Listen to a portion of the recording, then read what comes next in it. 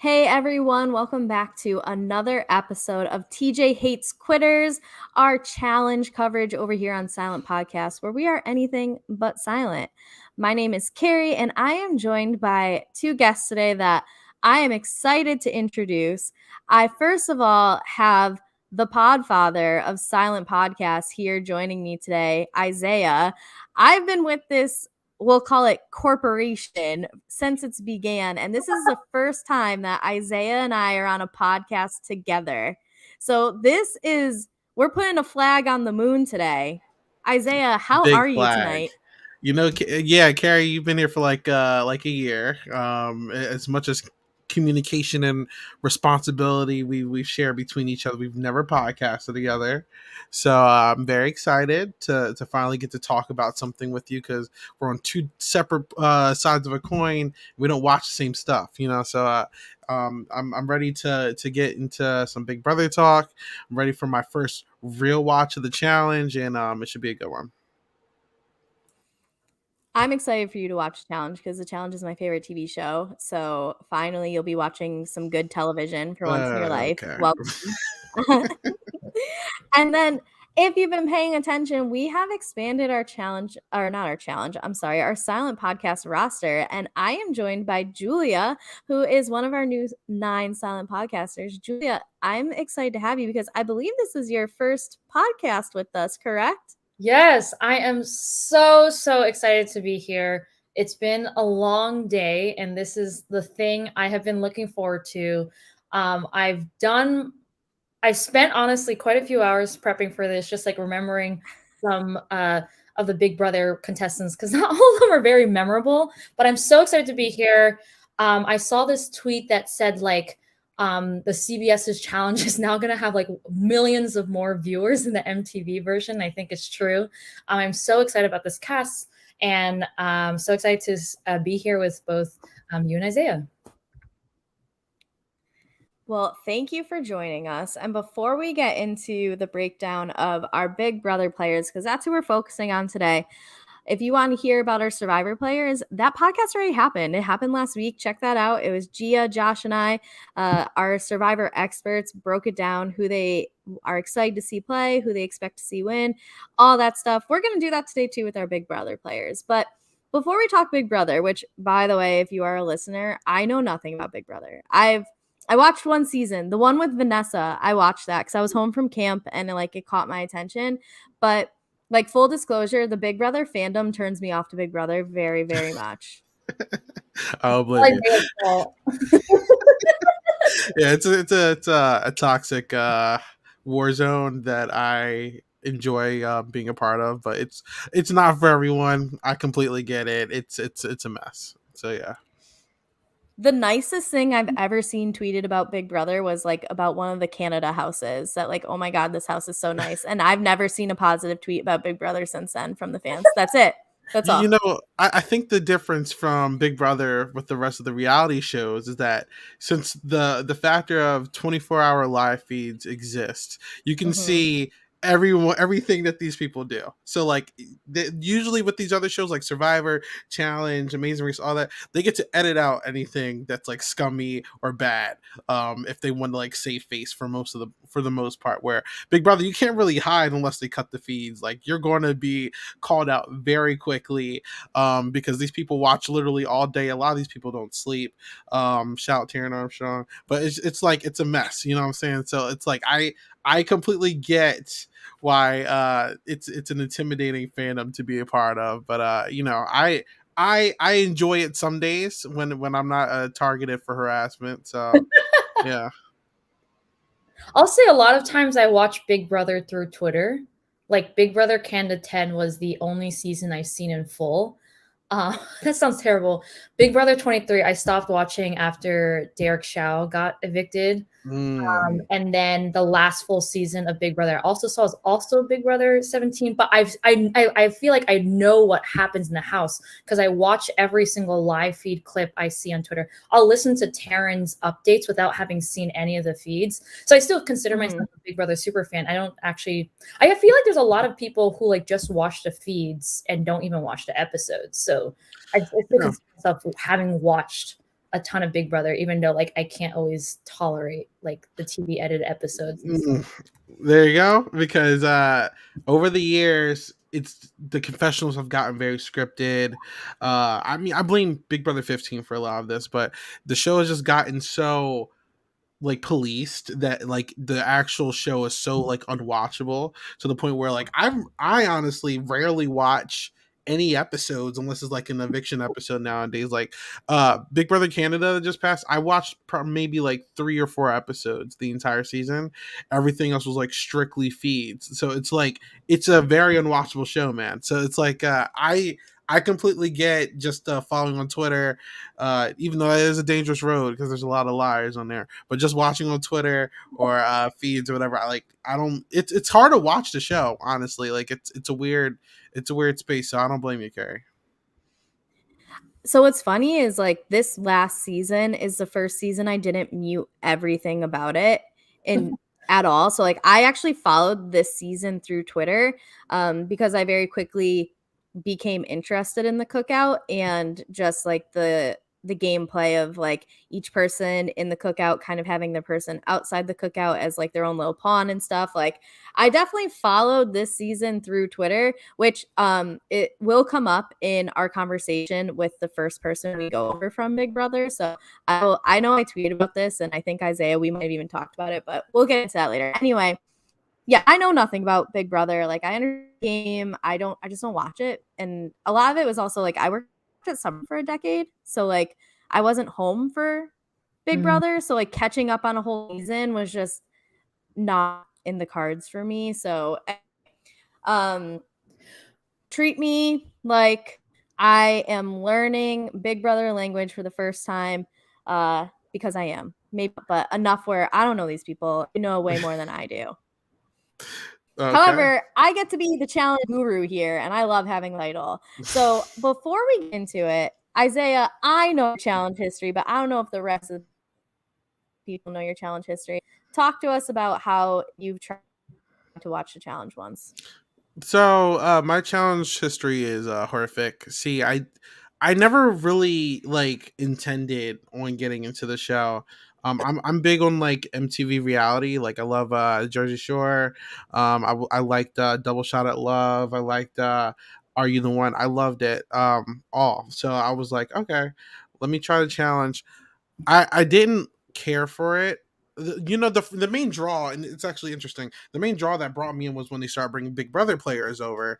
They didn't really bring players I generally cared about, but you know they still brought Big Brother people in. So I'm like, okay, I'll give it a shot.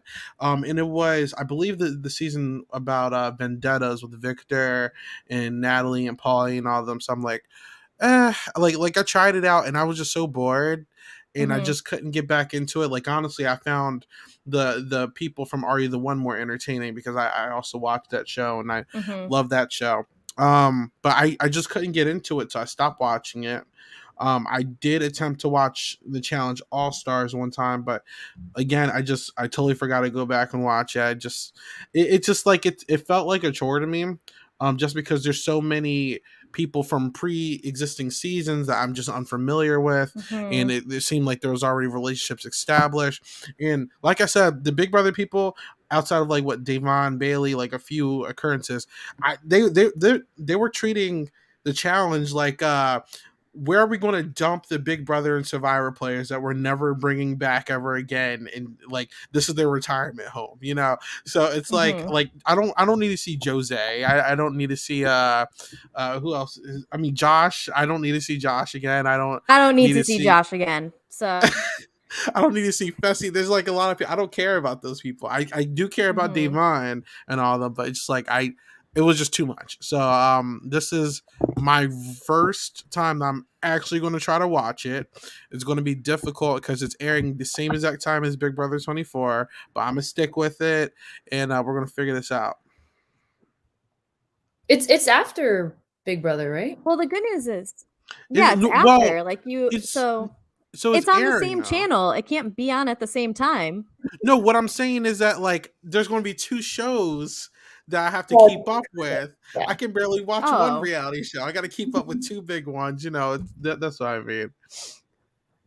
Got it. Well, what's nice is the challenge is only going to be like an hour to an hour and a half each week versus like this whole religion that takes over the Big Brother viewers with like they wake up with their live feeds and then they have to like, it feels like 9 to 11 we tweet about all the angry things from that night before, and then you're like, yeah, you only have to do this once a week. So it's a low commitment. And I get your point about like the pre-established relationships, and that's like what makes All Stars so good. And I think that's what's going to hope, if this goes on, the challenge, like that's what's going to make it nice is when they bring the people back, you get to see people grow and change their strategies and how from season to season things are different. Like my favorite reality TV character is CT from the challenge, and he started off on The Real World like doing cocaine in Paris. He nearly killed a guy on the challenge, and now he's won the last 2. He is like the dad of it. He is 41 and still beating these like 20 somethings, and he's a beast, and he's like funny and mature, and he's just gone through shit. And like I've got to see that over the last 20 years through this show, which is cool. But I understand just trying to pick up a season and being like, okay, so why is everyone afraid of Johnny Bananas? Like, why is this happening? If you don't get it, then I can understand. And so I get your point. I'm hoping what happens is people like the Challenge USA enough to be like, let me try the original and then like jump back some seasons and get into it because it's good. Yeah. It's good. Is CT like the Boston Rob of the challenge? Like they have to bring him back so many times before he wins? I would say no, because CT is like a champ. He's won many times before. Not many, but he's won before. Bringing him back to see if he can win? I wouldn't say that, because there's a lot of people who like come back. When Johnny Bananas was still like on every season, he was coming back every time. Cara Maria, Wes, CT, like Laurel, you get people who do like these stints of like 3, 4, 5 seasons in a row. They're not most people don't win back-to-back seasons, because once you win a season, it's almost like we have to get them out. They won last time, we want a different winner. So CT winning back-to-back seasons at the age of like 40 and 41 just makes it so impressive, because like everyone knows his game at that point too. Like dude's been on the show forever, and you're still letting him like make his way to the end, and that's like just so impressive to me. I could do a whole podcast on CT alone. If you need the history of CT, like I hate history in almost every aspect except CT. I'll do the history of CT anytime. So I love him. I absolutely love him. That was my interview to get on Silent Podcast, was I talked about CT for like 5 minutes. So I feel like there's so many like YouTube channels of like the history of Ozzy and the history of Yule. I'm literally referencing a specific channel right now. The history of Bob. I don't know if there's like the history of these challenges. Like I feel like there'd be a pretty big audience for that, because not that many people are doing it. Yeah. Mm-hmm. Don't give me any ideas. I already have enough homework, Julia. No, I'm just kidding. It's my 3 weeks between classes. Oh. Julia, tell me about your challenge history, because you kind of like alluded to it. You gave me almost a little bit of a cliffhanger in our pre-podcast conversation. So I am very intrigued about what you're about to say. No, I have absolutely zero challenge experience. I've never seen a single episode, but the reason why I got excited about it was because I listened to your podcast with Josh and Gia, and I feel like you were like educating me. Like I know that there's a daily challenge. I know that there's a hall brawl, which is probably like, I want to say it's like worse than like an elimination round. I don't know exactly what a hall brawl is. It's one of the like staples of the elimination. So like eliminations will be different things, and like one that almost happens every single season is a hall brawl, which basically you have a hallway and 2 people have to try and get to the other side. So it's like one of the game. So kind of like think of your staple Survivor challenges. Yeah, it's like that. Okay. So I am going to explain what the challenge is, having never seen it, kind of. So I think in this new season of Challenge USA, they are going to be in pairs determined by an algorithm. And actually, to prepare for this, I watched, do you guys know who Angel Cake is? No. Angel Cake was just, he's just like a YouTube channel. He did a take-by-take analysis of the trailer. And he was saying that like, so basically I think the season's like they're paired they're in pairs and they constantly change pairs and they do challenges. People win the daily challenge.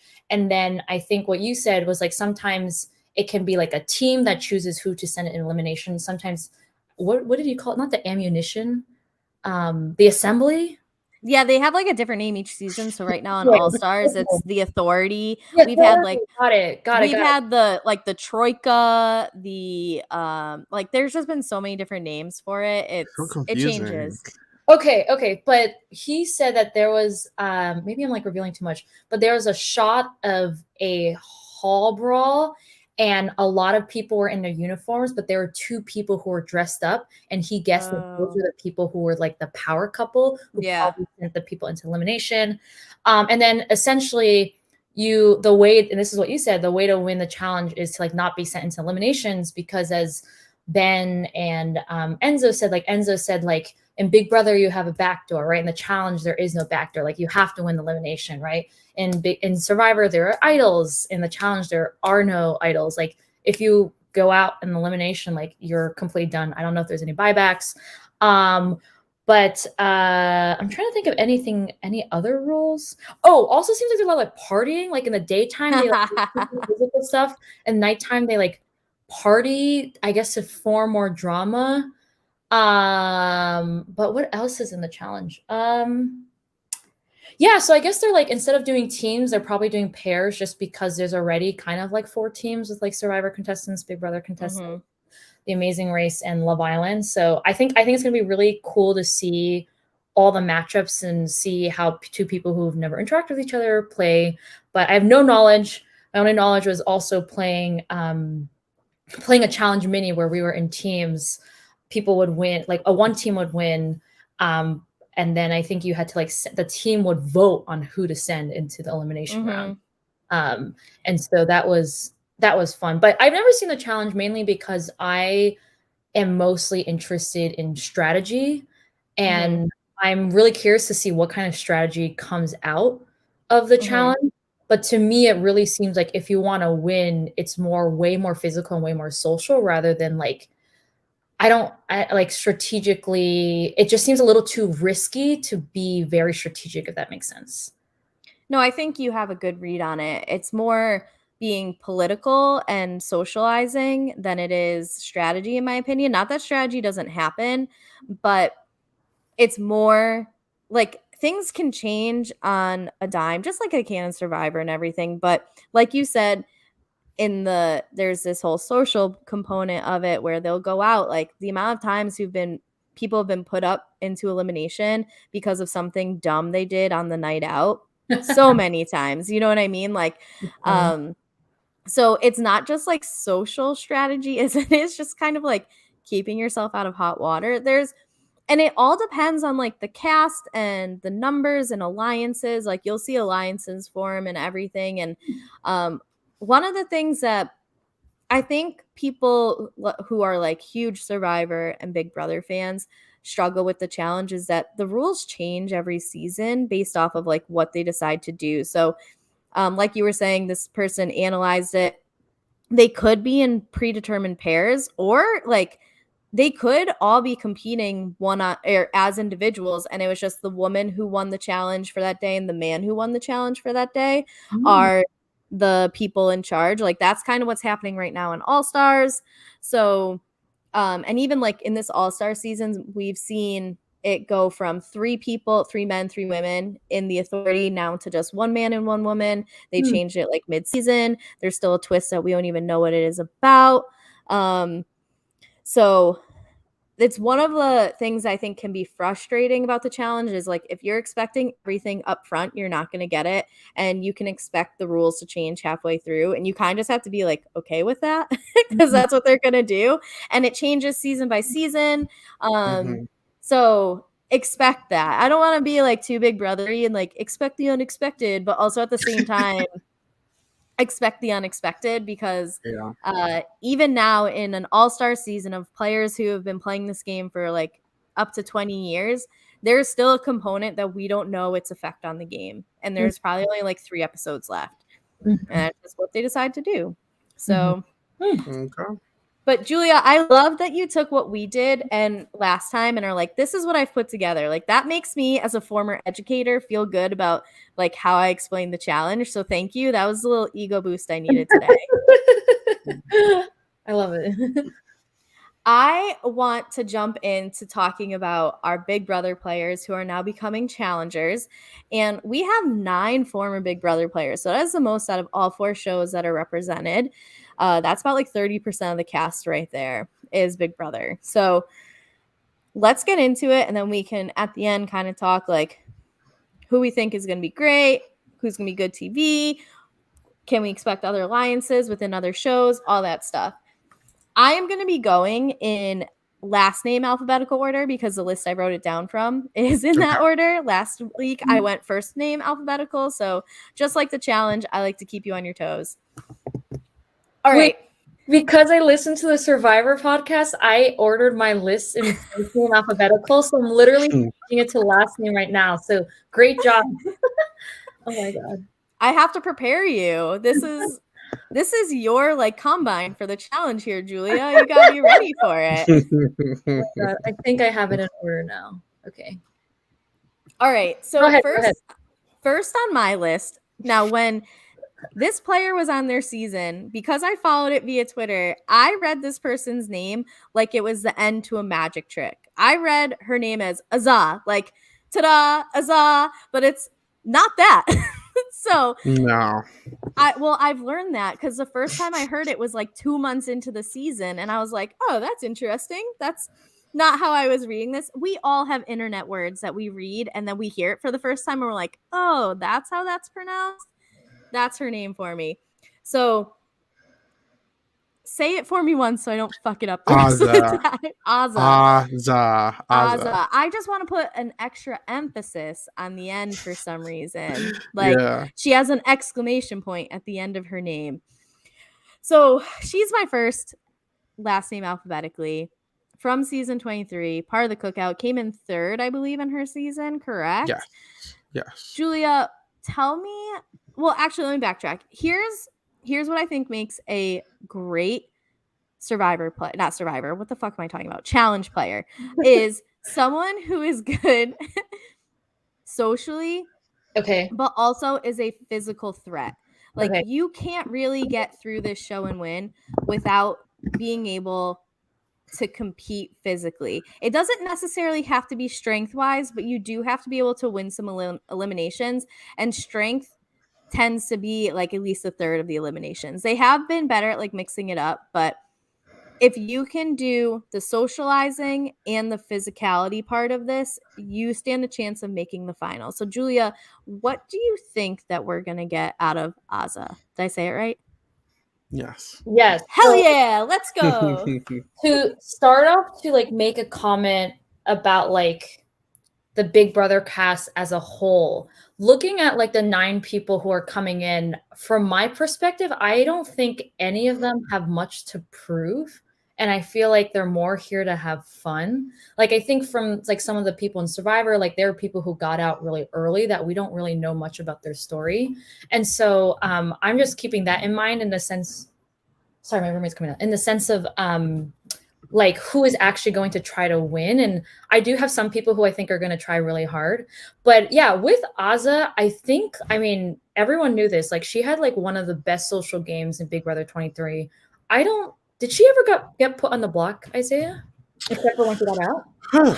Boy, I can definitely check for you real quick. I feel like she was up there at least once. Okay, I should have looked it up, but like the really funny thing about Azah was she would beg HOHs to put her on the block because she was so loyal, and they still wouldn't do it. And so like she was nominated twice.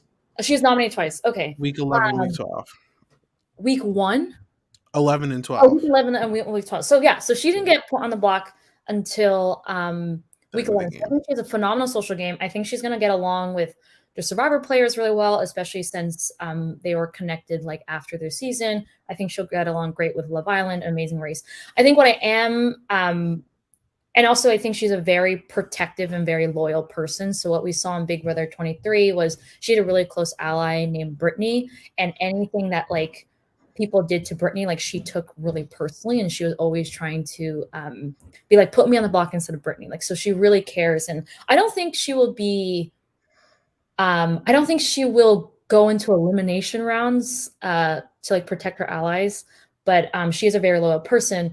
But I think where she will struggle, and I think you use this term in the podcast, is like layups. I think Azza is a very easy target to just like put into elimination. Like you think that you can beat her. And something I am concerned about the female Big Brother players compared to the female Survivor players, and also maybe the female Love Island players. I think they might be the most physically weak female players of the season. And so I think Azza and some other women that we'll get to later on will really struggle with that. So yeah, I mean, I think if she can form close relationships, I also think she's not afraid to cause drama, but not in like a bad way. But yeah, I think she'll like get to like the first third, but I'm not so sure just because I don't know if she has the physical aspect on lock. Isaiah, what do you think of Julia's read on your girl? Because she's in a profile picture or two with you. I know that. Yeah, I am completely biased. Okay, I think she's gonna do amazing. I love Azza. She's been nothing but nice to me. But you saw what?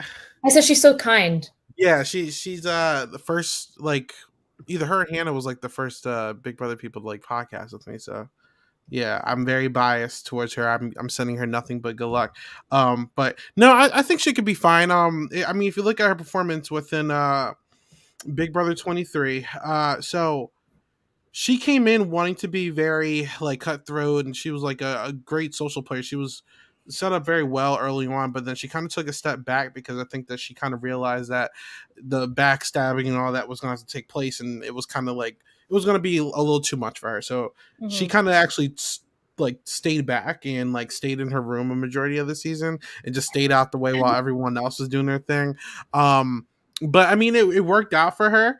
I remember there was a point where like Tiffany wanted to like conduct some huge blindside, and Azza and DF went up and like completely shut that down. Like Azza is probably one of the sweetest people in this cast, but with that, she'll also stick up for herself when she needs to. In terms of competitions, I don't know how she's gonna do.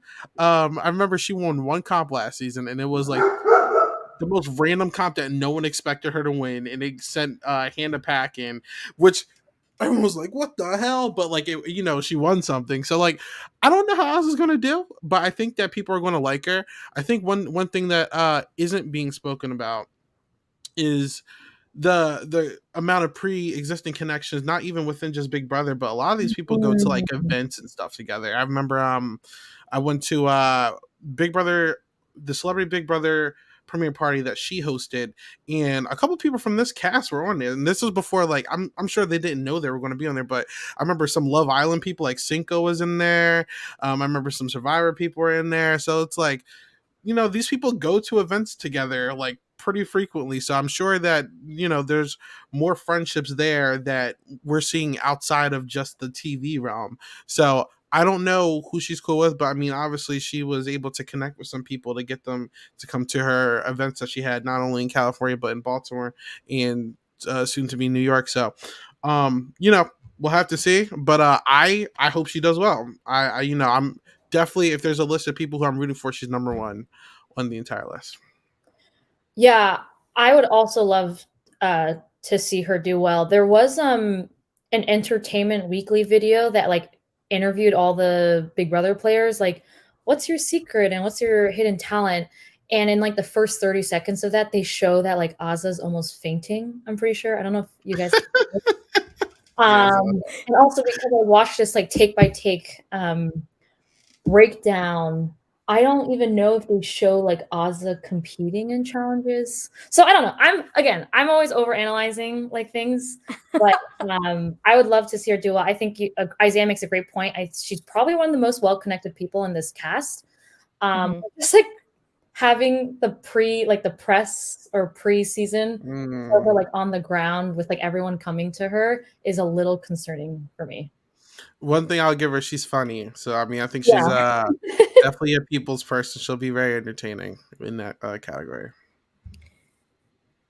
See, everything you guys are saying is making me think like, oh, she might go early because if she's well connected, but also seen as a layup, then like you're gonna call her in early because you are winning social games by teeing her out.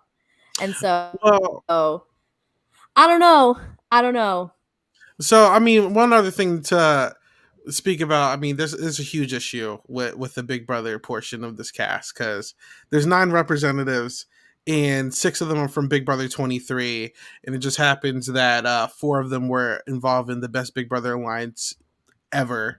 So that's a blazing target right there.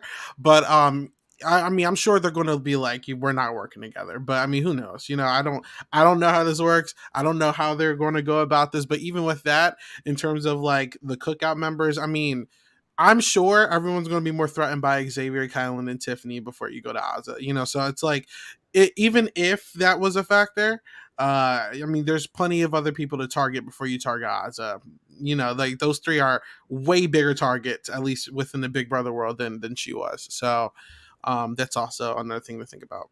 Yeah, I also think like yes, like Azza is someone like again the layup you want to go against her, but I do think her social game is like not in your face. So I don't think people realize that she has a good social game. I don't think she's flaunting the fact that she has a bunch of connections. And I think some people who have good social games, like they are very like loud about it, and I don't like I don't think that people will realize it immediately. Yeah, I wonder what's going to happen because, like, I'm obviously used to Challenge on MTV where these people have played against each other for years for a lot of them, and then the people who are new have probably just watched a season or 2 to get ready to come on, so they kind of like know what to expect. And so I'm wondering if we're going to see classic challenge play, which is the instigate someone doing something stupid on the night out so they're an easy target type of thing, or a lot of the easy vote is like, well, they didn't come in sometimes like the person who comes in last automatically goes into the elimination. It's like, well, they came in second to last, so let's put them in. And so there's like ways to avoid how well connected they are by like making it fair. So obviously anything can happen, and it really depends on what type of gameplay these new players to the challenge, a thing that's been going on for years, bring to it, because you don't have former players kind of like guiding. Like this is a big thing in the challenge world is called earning your stripes, where like, oh, you're a rookie, you're going into the like, I'm not going in before you do, you're a rookie, like everyone's a rookie here, all stripes are up for grabs. So I'm interested in seeing that. But if she has a good game, that should hopefully give her a decent footing. I just get concerned with people who are seen as layups. They are usually some of the first people into eliminations. One thing I will say about her, she's also very honest. She doesn't, at least from what she gave us during the season, she didn't lie like at all, to be honest. So that's also another thing to look at. Yeah. Okay, so the next person we're going to talk about is David Alexander. Oh, brother. And the only reason I know of this person is because one time, no, listen to this. This will make, I think, both of you laugh. One time, Banishment was like recruiting an all-star season, and I played in one Banishment game, and I was the first vote out. And they asked me to play in their all-star season, which I was like, I'm a fucking all-star. Like, I literally was the first one out of your game. And so people are like, oh, you're the David Alexander. Well, and like, I don't get it. And so someone explained it to me that like he like a first one out, but then came and played an all-star season. Is that a right summary of him? So David Alexander is one of the worst Big Brother players of all time. So I mean, I'm just gonna be honest. So Big Brother 21, he got completely screwed over with this twist called the Camp Comeback, where you get eliminated. He got eliminated first by a stupid challenge, and then he waited this whole time for an opportunity to get back in the game, and he showed. While he was like he was an eliminated player, but he still got to stay in the house. So he was still able to like speak to people. And that cast was horrible from top to bottom, but we were just grasping at straws for something to root for. And he showed small like displays of like, oh, maybe he could be good at the game. So whatever. All Stars runs around. and for years they completely sucked with casting POC, so it's like they were grasping at whatever they could get. They brought David. Everyone was like, David, okay, and they brought him in, and he was horrible at Big Brother. He was so bad.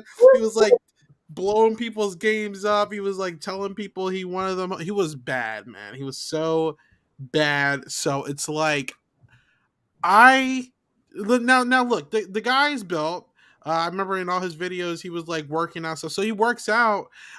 So maybe since this is a show about challenges instead of like social connections and stuff, maybe he might do well. I don't know, but he is like he like, not to be rude, like he's just a really big airhead. Like he just doesn't, at least in Big Brother, he didn't understand anything 2 seasons in a row, and I just didn't get him, and it was very hard to watch him. He would screw over people who were blatantly trying to work with him constantly, and it was just very hard to watch. So I'm just like I am going to give him a third chance, even though he doesn't deserve it. And I'm going to hope that he does well, because I feel bad for him. I remember Davon like completely ripped him to shreds in one of her YouTube videos about her experiences with him. And he got a lot of backlash for a long time. So this is his chance to redeem himself. But God, David Alexander, if you mess this up, like, I'm shocked that CBS has brought him back. Like, I don't know how he keeps getting invited to shows, but here he is. I have no idea what to expect from this guy. He's insane. That's all I have to say.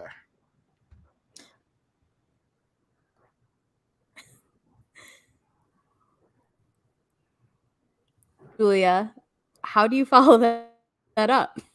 Sorry, you're just frozen. Actually, this is hilarious. So Jameson Moore put in the YouTube comments that Ovi that David used his Paramount Plus account to catch up on old seasons of the challenge. Like, that definitely seems like a David move to not even have his like own Paramount account. Yes, I think David Alexander is the king of failing upwards. Isaiah hit the nail on the head. Like, because he was eliminated, he was basically able to, like, I think, piece together a majority, like the major alliance happening in the house. So everyone's like, oh my God, David's a genius.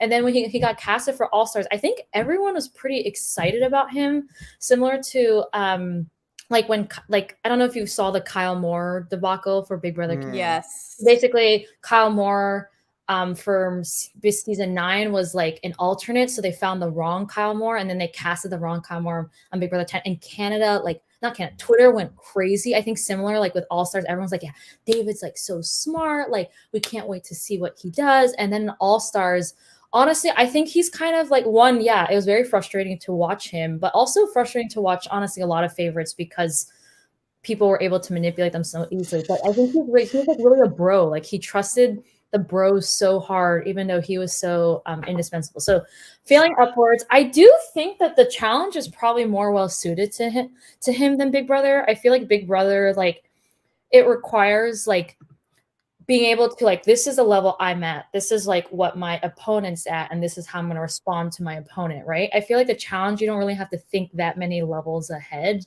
And he is like pretty fit, like he is athletic. I don't know if he's actually won competitions. I should have looked this up. He's never won a single competition. Okay, never mind. I don't know about that. I mean, because Big Brother does favor physical people. And so I like he's clueless, I think. But two things is that he can be really unintentionally funny, because he'll just do, like, one example was like he used like a power to save himself, and then he went around the house being like, did you save me? Did you save me? And he like everyone knew cried, and no one believed him. But it was just like, I think he can be unintentionally funny. Also, the interesting thing, or not that interesting, but he has played with like Enzo before. And I think that's like a pre-existing connection that, like, he is connected to some of the Big Brother casts, unlike Angela, I don't think has played with any of them before. But I'm trying to think, like, he could be an easy target because I don't know if anyone will vouch for him, right? but he could make it far because he's able to be like the middle of the pack in challenges. But I don't think anyone's like leaping off the couch or was super enthused that he got cast. People probably were more confused. I think Isaiah tweeted like, "Why is this guy on my TV again?" Or like people have made jokes like, "Who is David spending his time with in order to get cast?" I don't know. I don't want to go that far. If I was I'm showing up for the first day and I see David there, I'm just dying. I'm like, oh, this is gonna be freaking hilarious. Like he's so, like you said, he's funny. He's so bad, it's funny. Like it's not on purpose. Like it's just like he just does a lot of dumb stuff, and it just like it's hysterical to watch. Like I'll never forget him telling Kaser to his face, who wanted to work with him. He was like, "You have no credit. You have no agency in this game." I'm like, "What are you doing, bro?" Or like the veto he desperately needed to stay in the house. Yeah. The first round, he just completely throws it all away for $10,000. I'm just like this guy is a mess. Now, if we're talking about connections, I mean, we can grasp at some straws real quick. Like you said, you played a season with Denzel. He also worked with Tyler, who is Angela's boyfriend. And I mean, I don't remember if this was before or after filming, but I remember a lot of Black Big Brother contestants went on a trip before, and he was there, including with Tiffany, Azza, and Kylan. So I mean, that's something if we're going to pull at something. But I don't. I would not bet any money in, like, not even a penny, that David will win this season. I'm just being straight up. I don't know how to put this. I feel like what will happen again is people will come to him being like, "I want to work with you," and he's gonna like refuse and be like, "Nah, I'm good. I can do this on my own." So I don't even know how like good of alliances he'll be able to build or be a part of, you know? Yeah, I think everyone's just going to use him for a number at that point, but Yeah. I have no faith in him. I can only think of one challenger who has successfully made their challenge career out of kind of just doing it on their own.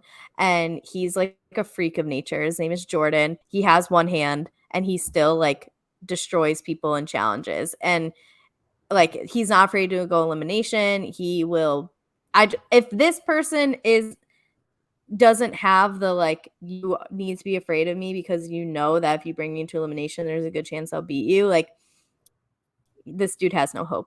So if he's not going to be good socially, then he has to be great physically. If he can't do that, like, good luck, buddy. And from what I heard, Fessy does well in the challenge, sort of, and he was horrible at almost everything but challenges in Big Brother. First of all, we say nothing positive about Fessy on this podcast. That is rule number one.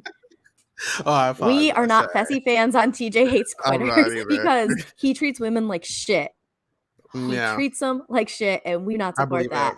Fessy does well physically. However, like in seasons that he's been on, he's like he just not been good to the women he's been partnered with because he thinks that like they drag him down or whatever. And it's like, Fessy, no, it's you and your piss poor attitude that is dragging people down. And anyway, it's usually a rule that we say like one negative thing about Fessy each podcast. So the fact that you said something positive, I'm gonna have to say two mean things about Fessy to make up for it.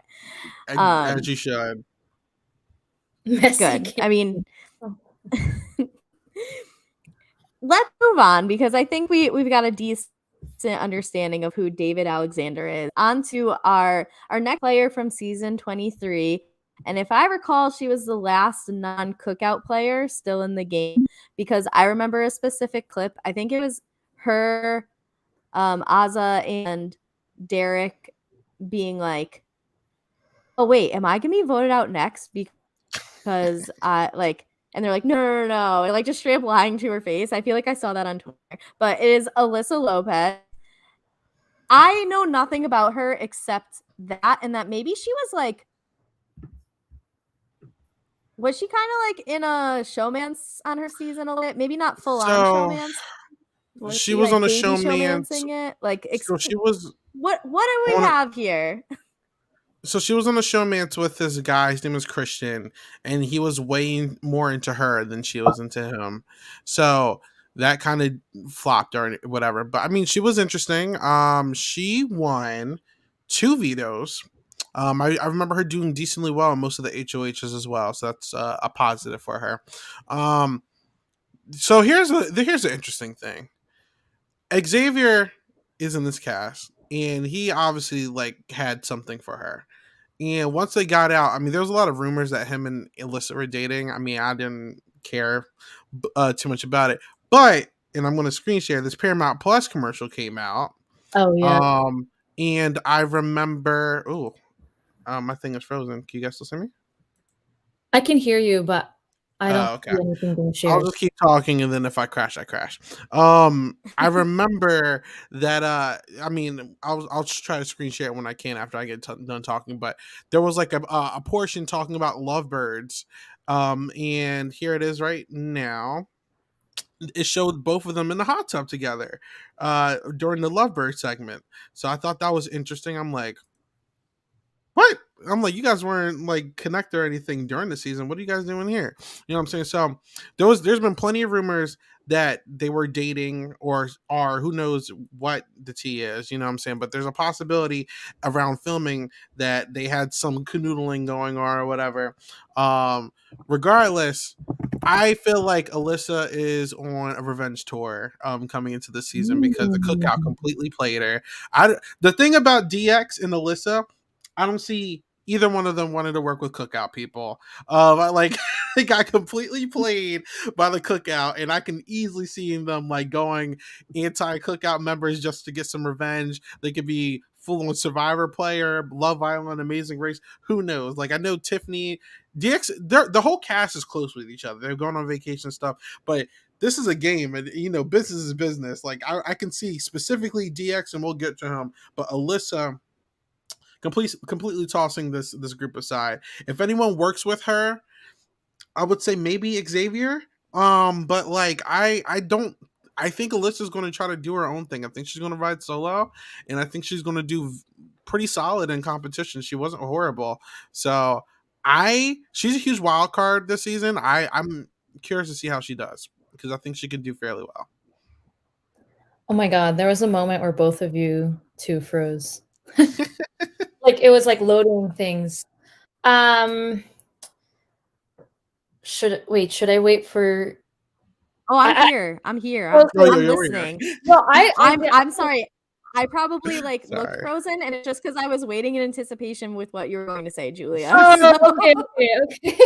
I love that you had that screenshot ready. There's also another in the commercial. You can see that like Alyssa is crying, and it's like Xavier's head facing her. So I definitely think I wouldn't be surprised if like maybe like similar to like Michelle and Wendell and Winners at War, if like they all of a sudden reveal that they have this pre-existing relationship. Just because they've been showing that in the previews. Yeah, I think I did not think about the fact that she'd be on a revenge tour. I thought that like, you know, when you're coming into a game with people that you know, you should always try to work with people that you know and then cut them later. But I think that would make an incredible story. I mean, that's like the growth that like Kari is looking for. Yeah, so she had 2 veto wins. I think she is pretty physical. Like I think she was usually in like the top third coming into all the competitions. She's very social, easygoing, and likable. I don't know if she got into any like really big fights, but I also think of how she looks, like her stature. People might also want to pick on her and like see her as a layup as well. I think she'll surprise people because she is stronger than she looks. But yeah, I could see her getting along very well with the Love Island people. I think a lot of people during the season were joking that like Alyssa came for Love Island, even though I think she can be strategic, but I think she'll get along. If she were to work with anyone else besides Big Brother, it'd probably be Love Island. But yeah, I think it'd be interesting to see if she goes against the Big Brother people. But otherwise, I don't know. It sounds mean to say middle of the pack, but I think she is middle of the pack for me. Like I don't think she's like the most entertaining person, but she is like Yeah. very likable. Yeah, she's definitely not the most entertaining, but then again, that's also going off of the show that didn't show us a lot. So I mean, I'm gonna give her the benefit of the doubt. But I will say I feel like she's one to watch out for. I'll say outside of Survivor and Amazing Race, I really think Big Brother or Love Island will be the two collectives that just do their own thing. Like I don't see the Love Islanders sticking together, and I honestly I really feel just due to like the amount of people from the same season that are coming into this, I don't see a lot of the Big Brother people like let's stay Big Brother strong. I feel like Big Brother is like the biggest component to like completely split off and just do their own thing this time around because I think the cookout people want to do their own thing this time. I don't think Angela's connected to any of them, nor is Enzo or David. So it's like, game on. Like I think they're all going to do their own thing. So I'm very curious to see how it goes. I actually love that you bring that up because I think what's most important for me is watching like self-interested people, and I think for like the cookout, so like Tiffany and Azza didn't act in their self-interest, right? So like seeing them play a different game is going to be really exciting. Yeah. Going back to who you think is going to work with who, something that regularly happens in the challenge, and obviously, like this might not happen here, but is like alliances kind of being determined on what room you stay in, that your bedroom kind of naturally forms an alliance a lot of the times. Other times what will happen is people are smart about it because usually what happens is like one of the first scenes of the show is like they'll usually do like a little introduction of each person, but then they just kind of like, it's almost like when you open the gates and like all the sheep come running out and they like run into the house and they're all like fighting for what room they get and like what bed, and not being a top bunk or a bottom bunk or whatever. So a lot of times like those bedrooms they end up in will be alliances they end up in, unless some people are smart and they have like this pre-game alliance, which definitely also happens, and they'll purposely put themselves in like different rooms so they like end up having other people on their side in addition to their pre-game alliance. So I do wonder, like, are we going to see 6 Big Brother people sharing a room, or is it going to be like 2 from Survivor, 1 from Love Island, 2 Big Brother? Like, will that have an effect on it? Because it definitely has an effect on the normal challenge seasons.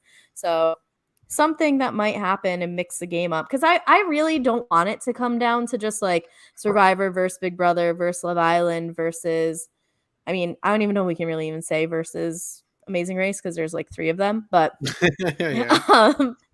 I really don't want it to come down to that. I would love to see it get mixed up a bit, but I could also see it coming down to that because honestly, like one of the reasons that I think people have become frustrated with like the challenge on MTV is the influx of Big Brother players that have come in, and it's just like the Big Brother alliance. They look out for themselves first and foremost, and like so take that alliance in addition to, like you said, it's kind of characters that you don't really want to see on your TV again. Mm-hmm. And it's become frustrating to watch because you do have people like Fessy who can hold themselves in eliminations, and Casey who are like, they're going to stick around for a while because either people don't want to go against them or just because they'll take out most of the people they end up in an elimination with. And it's like, okay, we have this Big Brother alliance who plays their Big Brother way, and they won't do, like, they don't betray each other and all this stuff. And it's kind of just like most boring in a way. So I'm hoping we don't see that on the show. I hope we get some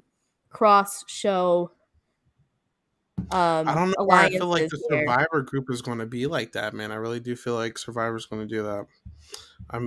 I'm interested. You think they're gonna work together, or they're gonna a lot of older work people with together? others? It's just like it's a lot of older people. A lot of people Yeah. play multiple seasons together. Just like I feel like Survivor. I mean, that's a conversation for a different podcast, but I feel like they're going to be that group, if anything. But I mean, that's just an assumption. All right. Well, let's move on to the mastermind of the cookout. She was my favorite player on Twitter, besides maybe Hannah, and this is Tiffany Mitchell. I am so excited to see her on the challenge. Everything I've seen of her, of course, if you're listening to the audio of this, Isaiah is holding up his phone, and his background is him and Tiffany in a picture together. So I'm sure you'll get some unbiased reporting about Tiffany Mitchell from Isaiah real soon, but I'm excited to see what she can do here because I just respected what I saw about her via Twitter on Big Brother. She was the one I probably like went away to watch the most clips about. And I'm actually like kind of intrigued that she's on here. Like age-wise, it almost doesn't make sense to me. I don't know how old she is, but she seems like older than most of the other Big Brother people here. So anyway, I'll stop talking because you two know more about her than I do. I'll go first so we can let Isaiah have some time to really build up his excitement about Tiffany no, here. I just looked up her age and she's 41. So I just learned she's younger than Tasha. Apparently Tasha's 45. Yeah, when we looked that up, we were like, oh shit, but do you guessing ages? It's Josh Kettles. Do not put him in one of those carnival games. He hit every single person's age that I asked about. It was very impressive.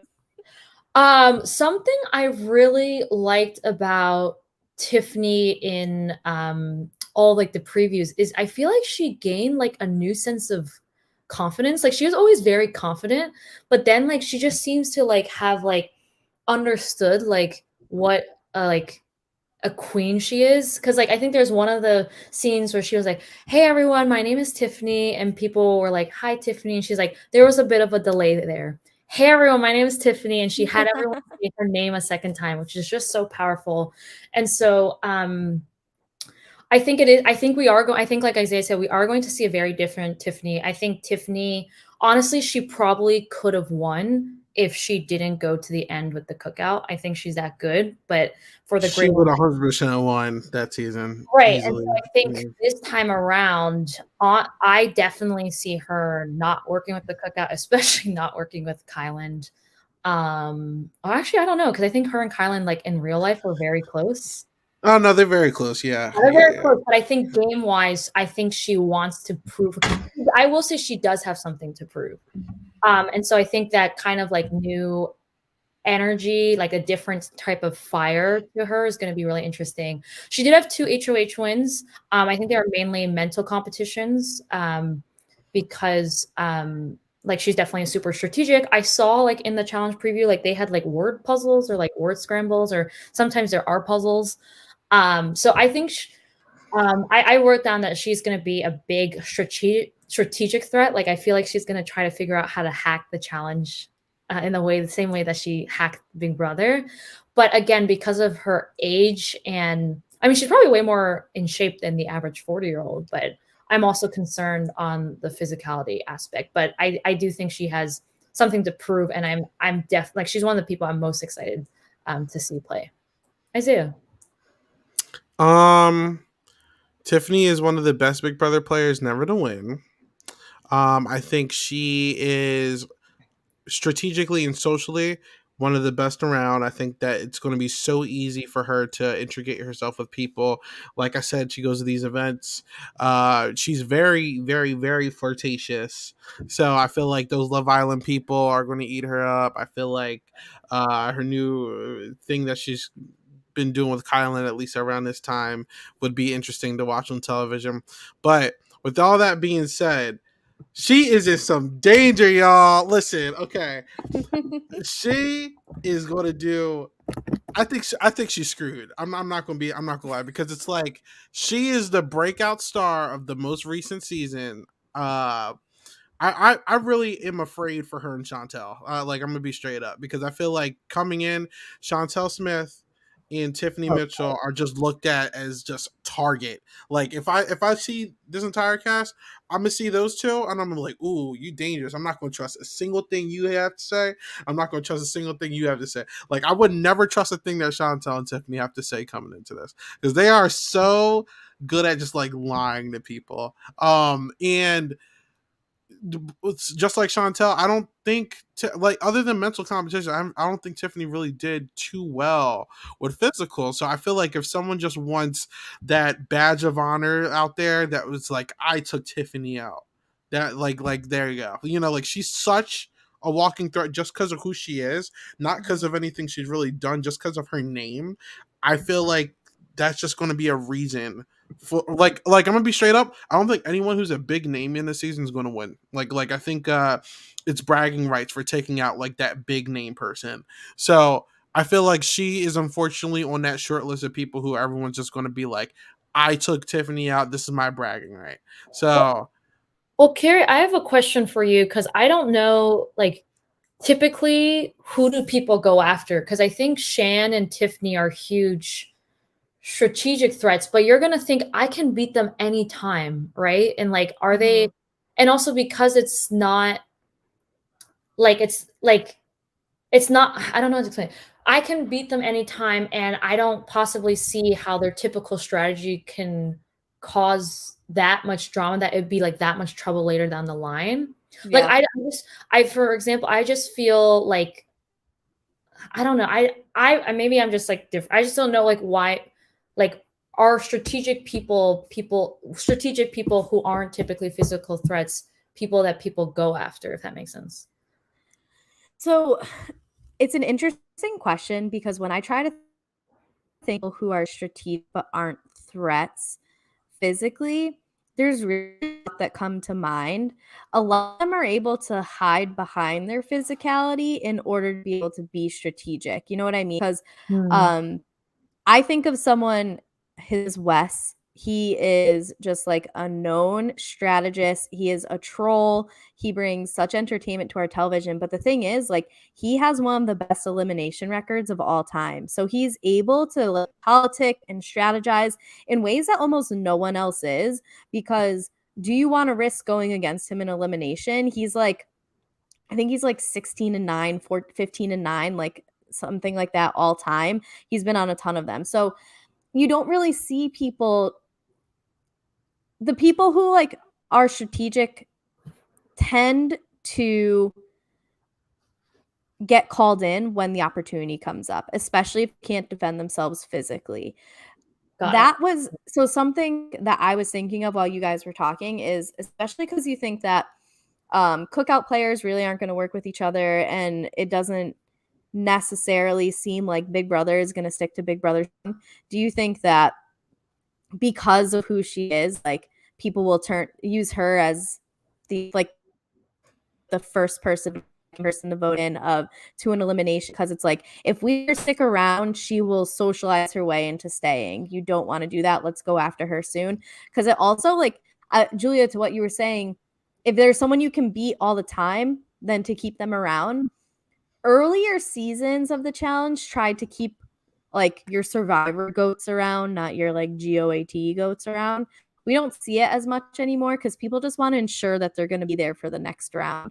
So they call in people that they can beat. So I think that component of play will be a to be determined in this challenge. Like what's going to happen? Are we going to try and keep the people we can beat like Survivor does in their final threes, or are we going to put them up early because it ensures that I'm at least going to be here next for the next elimination? So that's like I think it can go either way. And that's something I think like with Tiffany, like, are we going to use her as a target early on? Because we know that she's smart as fuck. And if we leave her around that like she can figure it out. Do you think that she gets called in early, or do you think she's able to establish those connections early on to stick around and see what happens? Like from my perspective, I think like Kyland is probably the most dangerous cookout player because he is such a physical threat and he's willing to be so villainous. So I think it's such a dangerous combination. But from the challenge perspective, I don't think Tiffany is that threatening. But I mean, and also again, like of all the players there, I think also the Survivor players are way more threatening than the Big Brother players. So I just there's like two other types of targets ahead of Tiffany. So that's why I was like, I personally don't think she's as much trouble that Isaiah thinks is just anything. I just for some reason because I just feel like just because of who she is and what she was able to accomplish. I mean, this is America's favorite player we're talking about. I just feel like there's going to just be some, like you saw Kylan last season. Like I feel like there's just going to be some guy or girl out there who's like, ooh, I want a resume, or I want my moment on this TV show. You know, I need to be the person. Oh, I took Tiffany out. What now? Like I want to be like I don't know. So that's a good point. Yeah, I don't know. It can go either way. I think there's also a prime opportunity for her to just be like a shield or something, where it's like, yeah, she's not necessarily like a threat or anything within challenges, but let's keep her around. People are going to be more distracted by Tiffany because it's Tiffany Mitchell running around here, not me. So we'll see. Do you think Tiffany will lay low, or do you think like she'll get really excited? I think she's going to get excited. Yeah, she's lay low doesn't seem like that's in her like personality. Like, oh no, you're yeah. where there was like weeks where all she had to do is nothing, and she would Yeah. still try to, like get the vote to flip, and it wouldn't work. But like She has a Napoleon complex. Like, she's a small lady with like a big personality. Something that's nice about the challenge, and maybe you guys will appreciate this coming from being like such fans of shows where a resume matters, is that in the challenge it doesn't. Like, this resume talk, it's really just personal in terms of like you get to go home and tweet like, yeah, I took out so and so. Otherwise, like, if you get to the final, you don't have to justify why you're there. Some people make the final because they never even go into the elimination. Some people make the final because they had to win through like 4 eliminations to get there. But like, there's no justification of your game. It's just, here's this really hard physical experience that's usually like over the span of 2 days, and whoever finishes it first gets this money. So I think something that can happen with these, especially Big Brother and Survivor players, is like letting the ego get in a way a little bit of like trying to take out the name when it really doesn't matter who takes them out. It just matters of like who are the last anywhere between like 3 to 5 men and women standing. Like, let someone else take them out. It doesn't have to be you. So I'm interested to see if egos get in the way, because we're so used to those 2 shows like needing to justify how you got this far, where it really doesn't matter. So there's no jury in the challenge. No, once you're out, you're gone. There's been some seasons where they've done like a redemption house, and maybe like the first 5 people that get eliminated then come back and compete in a challenge amongst themselves, and the winner gets to come back into the game. That's happened less than a handful of times. I can't imagine that they would do something like that for the first season of the Challenge USA. That would just be, especially with how many contestants they have. There's like 28 people. That's my dog. That's Nitro. He's my co-host at all times. But I can't imagine they would do that on the first season of it. So no jury, no like why or how did you get here, which also kind of makes the gameplay in the moment a little bit more fun, because really the best way, like the easiest way to get to the final is to never step foot in the elimination. So if your social game is strong enough, or you threaten people physically enough, not like I'm going to beat you up, but like people are afraid to go against you, then you get to skate your way there. Congratulations, you got to the final. No, and like people can complain about it, like, oh, you never had to see an elimination, and you might see in like a season later, like All Stars, last season's winner, she hadn't seen an elimination in her winning season. So they're like, no, there's no way we're just gonna like get to the final again. She's going in, and she's gone in twice so far. So it doesn't necessarily affect like in the moment or the end results of the season, but it could come back if there's like a second season and it's like, oh, you made it to the final and you never saw an elimination, you need to go in. I can't imagine that like it's going to play a huge role in this first season, but I could see it becoming more of a thing in the second season, or maybe like in the later part of this first season, if that makes sense. All right, this next person, I don't know anything about. If you said, guess which show this person was on, I probably would have said Amazing Race. So that shows how little I know about Enzo Palumbo. Oh, brother. All right. No, it's Big Brother, not Oh Brother. It's the Meow Meow. It's the Meow Meow. You're What going to does hear him that call him the mean? Meow Meow. That's his nickname, the Meow Meow. Like, it's some Italian thing. I don't know. Look, so I mean, how old is Enzo? He's what, 44? 44, yeah. So, I mean, look, so Enzo is going to be entertaining. That's the first thing. He's a funny guy. He has his quips. He's very quotable. He's unapologetically himself. I enjoy Enzo as a character. I actually think he has the ability to potentially win some challenges. I think coming in, he's going to be known as the guy who created one of the best alliances of all time within the brigade, and also the second place in dynamic duo of Big Brother All Stars, with the winner. Cody, so it's like he's a third and second placer in Big Brother, but it's like it's never been because of him actively doing something. Like his best attribute is that he forms alliances with the correct people. That's his best thing. He aligns himself with power players, and he's able to get himself in a position where he's likable enough to get himself to the end. That's great. But I don't know. Like I think I've seen Enzo do like the celebrity boxing matches, and just like become like this personality. I don't know how he's gonna mesh with a lot of the younger crowd. Like, yeah, I mean, he's a dad. I don't remember if he has a wife. I think he's a single dad right now. So it's Yeah. like, he really vibed with everyone in Big Brother. Like he's a people's guy. He's easy to talk to. This isn't a voting out show, so I think he's based off of just liking people naturally. He's going to do well, but like he'll clap back at you if you go at him. I don't know what to expect from Enzo. I could see him potentially aligning with older people, but he didn't really do that in All Star. So I think if there's one thing I know about Enzo is that he likes working with guys. He doesn't really work with girls. Both seasons, he's always worked with guys. He likes working with the strong guys who know how to win shit. So if there's anything that I expect Enzo to do coming in here is find whoever's a guy that's good at winning comps and then completely work with them. So that's the kind of game I'm expecting from him. Can he bust out a win? Maybe. Let me see. Big Brother 12, he won one veto. And Big Brother All Stars, he won 3 competitions. So I mean, he can win something. I just don't like. Maybe his strategy is actually suited for the challenge, but I think that his age gap actually might hinder him a little bit. So I don't know what to expect. Yeah, so I'm going to make 2 Survivor comparisons.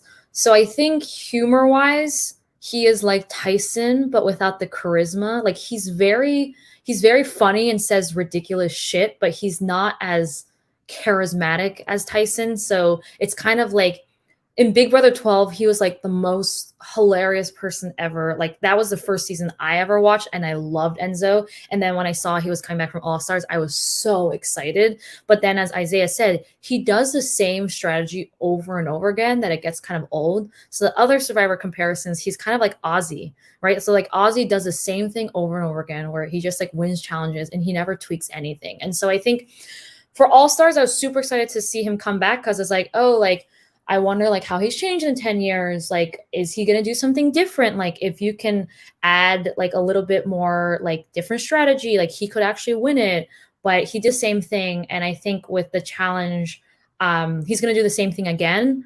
Him doing the same thing could actually get him pretty far.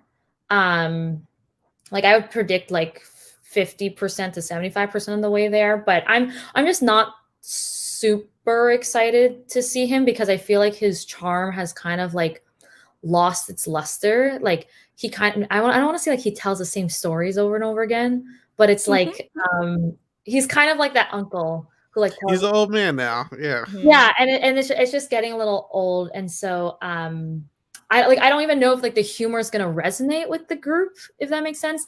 But I do feel like this is what I wrote down for him. Like he could be a good time in the club. Like he is single. I think he would be willing to like get with anyone else who is single. Like he if I think for All Stars, like no one was going to be in a. He actually said, "I want to get in a showmance in All Stars," but I don't think anyone wanted to be in a showmance with him. No. It could be very similar. He could want to get with people, but no one's really interested. So that's something. So what's what's interesting to me is that based off of what you've both said, I know nothing about this dude. I literally just told you I would have guessed if he came from Amazing Race just based off of his name, right? I think he could go far because it depends honestly on the strategy of, or not so much the strategy, but the setup of the game. I'm thinking of All Stars 3 right now. There's really not a lot of like cross gender alliances because it doesn't really benefit you a ton. Like it can, but it's more the guys need to be on the good side of the guys, the women need to be on the good side of the women because a lot of it has been like the women have controlled the women's vote, the men have controlled the men's vote in terms of who goes in. There's not much. In other seasons, it really benefits you to have the women on your side if it's like a whole house vote, because we'll see some seasons where like the last place finisher for the men and women automatically go in, and then the whole house sits down and they all vote. So like it does, if you have 2 guys on your side but 12 women, like you're good, versus like it doesn't need to be all the men. If this season comes down to you want people of your own sex on your side, and he is known for insulating himself within men who win competitions, there's a chance that he can go far. So, like, I'm thinking All Stars right now, we just have like a bunch of beefcakes left. Like, we don't really have any like skinny dudes who like might be able to socialize their way somewhere. Like, it's a bunch of beefcakes who can win shit. And so, I don't know. Like, you guys might be describing like a top 5 challenger this season. I think he's going to make it far. Like his the annoying thing about the dude, his strategy is very efficient. He always makes it far whatever show he's in. He just never wins because like everyone takes him to the end because he'll work with you and you can beat him in the competition almost every single time. And that's what happens both times he's played Big Brother. So it's like we'll see. Like he's a tough street guy. We'll see how Enzo goes, but I see him getting with Survivor people, or maybe if he meshes well with like Cinco or X or whatever, like he's going to get with whatever bro-y guys he can find. And I mean, I'm not even going to come off there because he had a good connection with like Davon and Bailey when they played too. So I mean, maybe he works with like a Tasha, maybe he works with a Tiffany. I think him and Tiffany will have like great chemistry as partners if they want to do something. That'll be freaking hilarious. But I don't know what Enzo's going to do. He's so random, but like one thing for sure, he's going to work with guys and he's going to make it fire. That's every single time. All right. Well, that's interesting to hear because I feel it's almost like surprising in like a nice way of like, oh, someone I don't really know anything about has a vibe of maybe potentially doing well. But let's talk about Big Brother's only winner on this cast, and that is Xavier. So I don't know much besides the fact that he keeps trying to take credit for the cookout when it's clearly Tiffany's brainchild. He's corrected himself over time. He's that's good. That's good. Yeah. Otherwise, I just know that he won. So Julia, tell me what you think could make Xavier a threat in the challenge.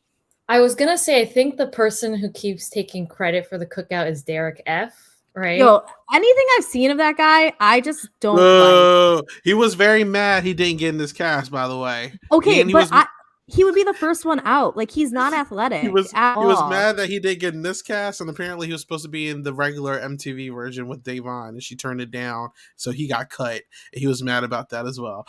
We don't want to see you on our TV, DF. Go away. Sure. Hannah got asked for the challenge today? Hannah? Yeah, so she got invited, but she turned it down because she was finishing school. Aw, yeah. What a good student. Yeah. Okay, so Xavier, I honestly think to me is like similar to Danny of the Survivor cast. Like he is really, really, I think is very, very, he comes off as very trustworthy. But at the same time, I think he will smile but stab you in the back. I'm pretty sure there's a quote in the trailer that's him where he was like, I'm here to like backstab or whatever. But I did write down that like I honestly think he's the most likely to do well. There's something about Xavier that people are just really drawn to, that people just want to talk to him. I think he was the glue of the cookout. He would always be like, man, these people are like so crazy, and I have to like make sure like they're all going in the same direction, And so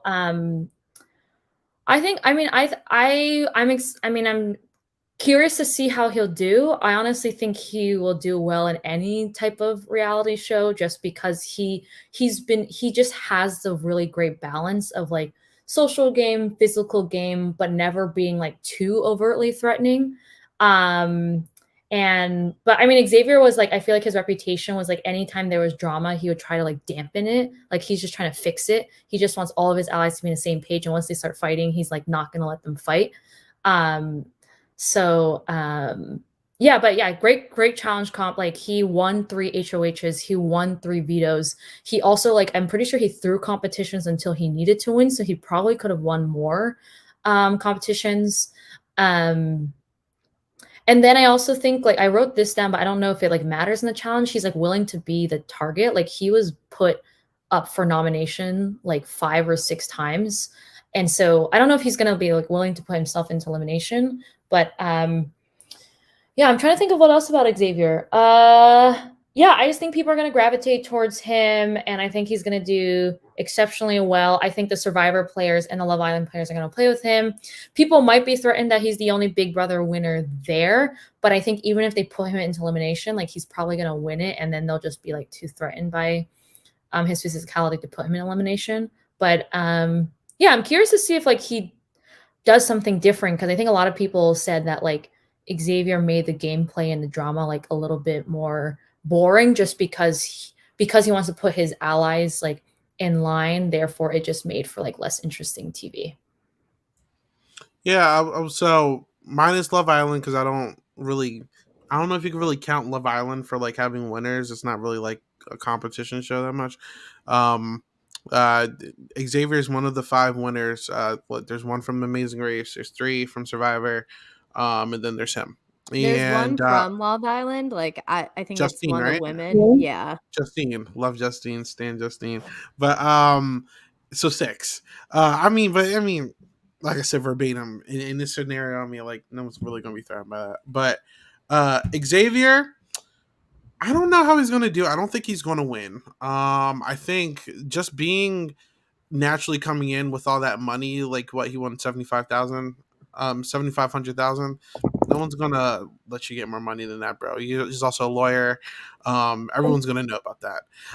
But within the Big Brother world, I mean, he won 6 competitions. He was very capable. He's very fit. He's very athletic. We'll give him that. But I think that he kind of has a bad understanding of how he actually won Big Brother. He might understand now, but like at least at the time, it was very construed.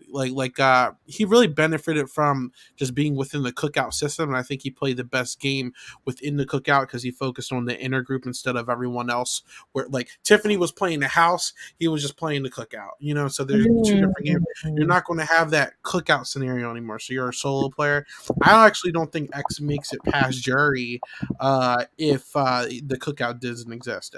I'm gonna just be straight up because his team was failing. He was just stuck with Christian and Alyssa. Didn't really talk to anyone else. Coming in here, I mean, there's a chance X is very boring, unfortunately, but he's a personable guy, and I think he's just like if there's like an average Joe archetype, like that's literally just him. He's like that's not even an insult. He's just like that's just how he is. So I think he's not going to rub people the wrong way unless like you come at him. Within the people in the Big Brother group, I mean, I could see Kylan wanting to like him wanting to get Kylan out after what he said to him last season. Like that was, I mean, they're friends and they went on vacation, but that was pretty wild where he backstabbed Kylan and then Kylan like completely like spoke about like his nephew in front of all of America. Like, oh my god, like I would want to get him out too. So that's a natural rivalry there. I'm sure Tiffany's going to be like, listen, bruh, like not this time. DX, I'm sure, is going to want to get him out. I don't know. Azza and him are friends. Like Azza had a crush on him, but that's long over. That's not even a thing anymore. And then there's the relationship with Alyssa. Like I think Alyssa is. It's interesting if they're dating or if they have something going on. But like I don't. He's such a weird person to try to project where he's going to go because he has the potential to win a lot of competitions. Like I think he's going to be one of the people everyone's like afraid to challenge. But I don't know. I don't think anyone's going to allow someone with money to win. Like they're going to want to get him out. Like they're going to be like, we need to challenge this guy. Like we're not going to let this. How much money is the prize money for the challenge, Kari? It's $1 million, but I think what'll happen is there'll be a male winner and a female winner, so 500,000 each. So you're going to let someone 7,500,000 and then like no, they're not going to let him get all that money. So they're like and he just won it last year, so he's rolling in cash. But he is a very smart guy. So smart guy. He's politically correct. He knows, he has a good mindset and a good head in the game. But I just don't think that without a guaranteed alliance this time around, I don't know how well he's going to do. If I'm gonna be honest with you. Yeah, Xavier is definitely yes. Go ahead, Julia. Person. Yes, go ahead, Julia. Okay. I thought Xavier is definitely a politician, and like always trying to always knows the right thing to say. But I'm curious to I'm curious to hear, do you think that if there's 6 winners, they would form like a winners alliance? that was going to be my question. I feel like the Survivor group is just not going to take the Big Brother group serious. Like, I'm going to just be honest. Tyson, Ben, and Sarah have all played together in Winners at War. Yeah. Sarah and Ben were a part of the Dominate Alliance with an All Stars. I'm looking at the Survivor group outside of like Desi, Tosh, and Danny. Well, I'm not even going to include Tosh. So Desi and Danny. Desi doesn't go to anything, but Danny's brand new, so he's going to be open to work with anyone. Dom, very interested to see how Dom does. I think he could be a very interesting character. But Tyson, Ben, and Sarah, but specifically Tyson, they're very cocky. I don't think they're going to take X seriously whatsoever. I think Tyson's going to like make fun of X or something. I can see him doing something very chaotic. Like, I don't really know. I really feel like this Survivor group is going to try to stomp on everybody unapologetically. Like, I'm gonna be honest. Like, yeah, I don't know what to expect from them. Like, I don't think there's going to be like some winner strong thing at all. Like, I don't know who X works with. Like, he's just like, he's just so different. Like, he's like very mature. That's a good way to describe him. He's just mature, where there's not a lot of mature people on this cast, if I'm gonna be honest. So, I don't know. He's just a weird person. I'm going to bring back Katie, my podcast partner's comment here. So for those of us who are just Challenge Strong and watched the first season of All Stars, there's a guy named Yes. He won the first season. When I say that this dude maybe had like less than 10 confessionals throughout the whole season and then like comes out and wins a final, we were all like, where have you been all season? But like his gameplay was kind of just be like, everyone's friend, get them their food, bring them their tea. He would have like tea parties with people, like one-on-one, and just like talk to people, right? And just was like prim, proper, wants to play the game the right way. He was in a rivalry this season with Wes, who I told you guys about Wes before, is like the known troll, but also is strategic, very smart, can back it up in eliminations, well connected. And Yes got into it with him because he's like, you don't play the game the right way. You'll lie, cheat, and steal, blah, blah, blah. And so I don't know. If Xavier is going to be like, Yes, I'm out on Xavier, because Yes is one of my least favorite characters from this season. Even though he won the first season and was a surprise, like he went against my guy Wes. He like is this like integrity strong kind of way, but you're also playing a game that like that's exactly how you like the way you explain them. Yeah. But I mean, I will say he was ready to do a huge blindside with Tiffany, but he kind of got dialed back because Oz and DF shut it down. So it's like he's willing to do stuff. We haven't experienced Xavier as like a solo player. If I'm gonna just be honest, he was very loyal to Alyssa and Christian during his season. He's a very loyal guy to when you're really working with him. So he could do very well. I'm gonna be honest. Like, I think he's gonna make it pretty far. I just don't know if he has what it takes to win yet. I'm curious to see how he does. All right. Well, then let's bring up our next player who, again, I don't know anything about this person. Angela from season 20. You could tell me anything about her and I'll believe it. So, Isaiah, what do I need to know about Angela? Angela is the ice queen of Big Brother 20. She dates Tyler Crispin, one of the better people never to win. Angela is a comp beast. If I haven't seen one, like, well, I need to see how many freaking competitions. First of all, I'm so shocked she's here because Tyler quit Big Brother All Stars to go be home with Angela because he was so sad and he missed her, and now she's here. What the hell, Tyler? Anyway, Big Brother 20. I just need to get this correct because Tyler, Casey, and Angela, Casey, winner of the challenge, by the way, they completely dominated that season with Oh, competition. she's from that season? Yes, like all three of them completely Oh. ran that season. I just need to get the exact number. Give me 1 second, and then I watched God, like half of that season's finale and I fell asleep. But then I watched that like the following Survivor season's finale with yeah, Scotty.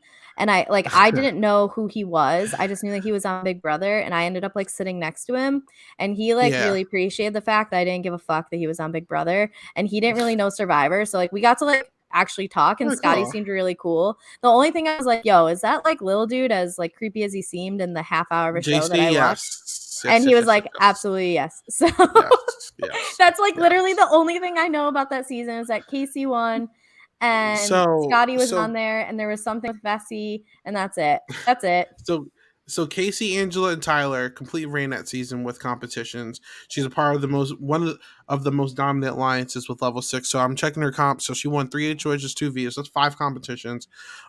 She is fit. Like I forget what her occupation is. She's a fitness model, but she is dangerous when it comes to competitions. I was shocked when I saw her in this because I remember how Tyler was, but I'm not really surprised. Like she's honestly she's made for the show. The thing with her is that she's an ice queen. She's very mean, very catty, very nasty to people, very cutthroat, as I could say. So like she will like talk shit in confessionals. If she doesn't like you, she will not hide it. She's very blank face, very unemotional. Like she doesn't show much emotion. The only time she showed emotion was when she was around Tyler, and I mean they're dating, so I mean that makes sense. But she is cold, and I fear that she's going to make some enemies within this game just because of how she is. She's a very catty girl, but I wouldn't want to challenge her. Even I don't think the guys would want to challenge her either. Like she's a comp beast, man. So it's like I don't know if she's going to make many friends here because she's not the type to make friends. I remember she blindsided Rachel Swindler, who was like her best friend in the house, and she completely like shat on her, like on her way out. It was crazy. So I'm like, how is Angela going to do here? Like without like any like. Can someone really win the challenge without making any friends whatsoever? Because like Very few. And that's I, the guy I described yeah. earlier is like Jordan is capable of it. I would say the woman that you're describing, like it reminds me of someone named Laurel from the show, but Mm, even still, I like when I think of Laurel, Laurel is a beast in competitions. I wouldn't call her so much an ice queen as much as it was like because she knew that she could take on anyone in any given elimination, she would say what she wants and more or less do what she wants.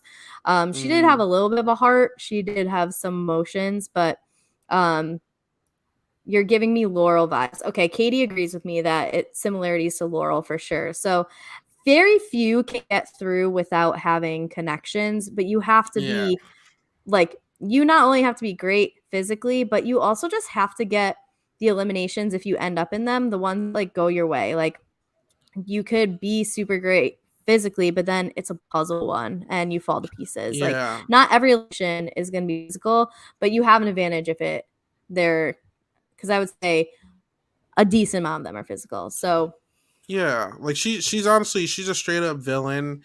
She's very distant from like the reality TV world since she's played, so she doesn't have connections at all in this cast. Actually, her only close connection would be, I guess, like David worked with Tyler, so maybe that's something to talk about. But it's David, like who cares? So it's like she's very like popular girl. I could see her working with like Amazing Racers or Love Islanders maybe or whoever she vibes well with. I don't know who that's going to be, but I mean, she's not going to be mean. She's going to try to be nice and make friends. Like, no one's just going to come in here and be like, "F all of you, rah rah." Like, she's gonna make some friends naturally. But like from what we've seen and what we have to work with, she was very mean. So I'm just like, I'm very curious to see how she does. But like competitions alone, she's going to be fine. If I'm gonna be honest. I think it's so cool that like Kari, because you don't know these contestants, like Isaiah and I will describe you and be like, "Oh, this reminds me of that person," and then the comments are like confirming that like you're right. I just think it's almost like a challenge itself, where it's like you're blindfolded and we're like describing a puzzle and trying to make the puzzle perfectly. Like I think it's so cool. So Angela, Oh no, keep going. okay, Angela. Angela's actually the only person I haven't seen play, so I actually went back to watch, like, a bunch of, like, best of clips, but unfortunately, all of YouTube is, like, Tangela, like, Tyler and Angela clips, and there's no actual clips of I saw one of, like, her fight between her and Bailey, which is kind of funny, like, Bailey is like, "You can't do anything wrong. You're so perfect," like, sarcastically, and Angela's like, "Thank you." You know, like, she didn't get that Bailey was being sarcastic.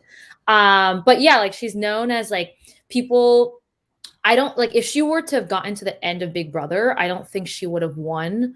Like people call her like emotionless, like a princess, like super spoiled, like and also like for some reason she was really nasty in goodbye messages, and she was just, like I guess she just saw it as like an outlet to be catty rather than like think about jury management. But I guess jury management doesn't really matter in the challenge because people aren't voting. No jury. But I do think she could. I don't know because I'm trying to think of like, will she do something stupid going out, or like, will I do think she could piss people off that people would want to put her in elimination. But again, like she was like a fitness model. She said in her like Entertainment Weekly interview, she was like, I don't know what this means, but a level 10 gymnast and a pole vaulter, and she's of the Big Brother, like one of the highest level. Like you are incredibly competitive across. Yeah. So, oh wow. Okay. Yeah. So you like progress through the levels of gymnasts, and like I think like it might be like level 12 might be the highest, making that up entirely, but I know that like 10 is up there. I went to school with some like level 10 plus gymnasts. So yeah. Oh, okay. So she's a top tier athlete. And like I think of like the woman of the Big Brother woman, she's definitely the strongest. She's probably like her in terms of age, her and Daisy are probably some of like the strongest women on the challenge. So yeah, I think it's also surprising to see her in the cast because it just seemed like Tyler was so miserable being in All Stars. I don't think would ever play Big Brother again, but maybe she's playing the challenge because she is like an athlete, so she really wants to be competitive, and also because she's probably a freelancer and wants her appearance fee and wants to make money.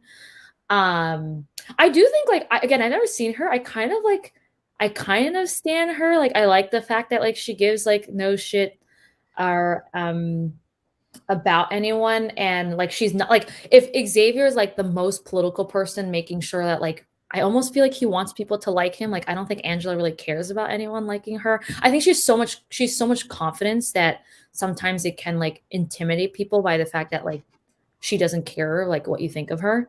But yeah, I think she can get far just purely off of physical. Like I think people are going to be really scared to go against her. Really interesting, even though we said that she's emotionless, like the challenge trailer, you see her like crying and looking devastated, which is very fascinating. But yeah, I'm curious to see how again, I've like seen clips and I know of her reputation, but yeah, I'm curious to see how she does. Just speaking within the Big Brother pool, because I really can't predict how she's going to interact with like any non-Big Brother people. I don't know. I feel like she'll probably vibe well with all of them. But in terms of Big Brother, I mean, I can see Tiffany trying to like hide behind Angela. Why wouldn't you? Like, I can see her, Angela and Alyssa probably meshing well if they don't get catty. Like, for sure. I'm scared. I'm wondering how she's going to do with other girls. Like, she was. I really want to punch it in that she was very catty with girls outside of Katie. I mean, oh God, Casey. So I don't know how she's going to do with other girls, but I mean, Tyler's not here this time. This is the classic girl that Xavier would work with easily. But she's taken, so I don't know if that's gonna work out for him. David probably work with her. Enzo probably get a crush. So I mean, I think she's going to go pretty far. If I'm gonna be honest with you, It's she's funny. not good. No, it's funny because I feel like in her preseason interview, like she was like, "I'm gonna use my sexuality to get the way I want." Like they probably cast her to be like a Parvati, on her season. But then, like I think Parvati will still like be really flirtatious, and I feel like because Angela is taken, I don't know if she'll use that flirtatious part of her. No. So. Nah, they're very lovey dovey, mushy washy. They have a YouTube channel together. She has to pay off that cookbook that nobody bought, Julia. Okay, so I saw that, yeah. Yeah. So what's funny was I realized at least her presence once one of you said Tangela. I did not think of her in the singular form of Angela, but I saw Tangela so much on Twitter that I was like, oh, okay, like at least gave me like a frame of reference. I also Google imaged her and like she could be Laurel's sister. If you look up Laurel Stuckey from the challenge, look her up and like they actually kind of look kind of similar. So very proud of pulling that one out. Just have to say that. So I'm like, oh no. Okay, I'm back. You can hear me? I just got the loading. Yeah, you're thing. good. You're good. Okay, cool. So I'm interested in having a character like her on the challenge where it seems like she isn't going to care as much about the social component and seems like, go ahead, take me on and see what happens. I'm excited for that. I hope that she is able to at least like back that up with her physical presence. But yeah, look up Laurel and you'll be like, oh yeah, they kind of look similar. For what it means, like I'm a Villains fan. I did not mind her. I thought she was freaking different. She was really different. She was just like, I remember she would like be fake nice to someone in their face, and when they left, she would look at the camera and be like it was like crazy. Like she was so fake to people. Like I enjoyed her. She was different, but she was also kind of boring. So we'll see. No Tyler around, no distractions, right? So wait, you said you do like her, you don't like her? I didn't mind her. Like I thought she was a different type of character, you know. So we'll see. Yeah, that personality can do okay in the challenge, especially if they can hold their own in elimination. That it'll be interesting to see how she does.